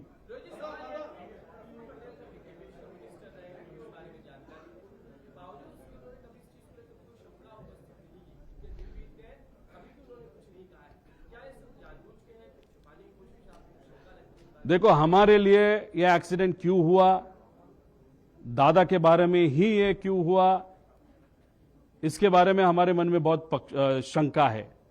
ये हमारी priority है और इस priority के लिए हमने खुद वहां पे investigation की है। अलग अलग लोगों की अलग अलग प्रायोरिटी होती है। इन्वेस्टिगेशन शायद उनकी प्रायोरिटी नहीं होगी, उनके लिए सत्ता में रहना वो प्रायोरिटी रहेगी। इसलिए उन्होंने जल्दी से जल्दी शपथ विधि, वो सुनेत्रा काकी को इच्छा न होते हुए भी जल्दी से जल्दी शपथ विधि कैसे हुए, उसके लिए उन्होंने वहां पे प्रयत्न किया। अगर उनके इतने कांटेक्ट है, वो इतना, अगर वो पहले एविएशन मिनिस्ट्री वहां पे रहे, एमआरओ उनका खुद का है या उनके पार्टनरशिप है, मतलब मेंटेनेंस कैसे होता है वो उनको मालूम है, और वो दादा के दोस्त थे, दादा के साथ वो रहे हैं, तो उन्होंने मेरे जगह पे प्रेजेंटेशन करने की जरूरत थी, लेकिन टटकरे साहब और पटेल साहब उन्होंने वो क्यों नहीं किया वो मुझे नहीं मालूम।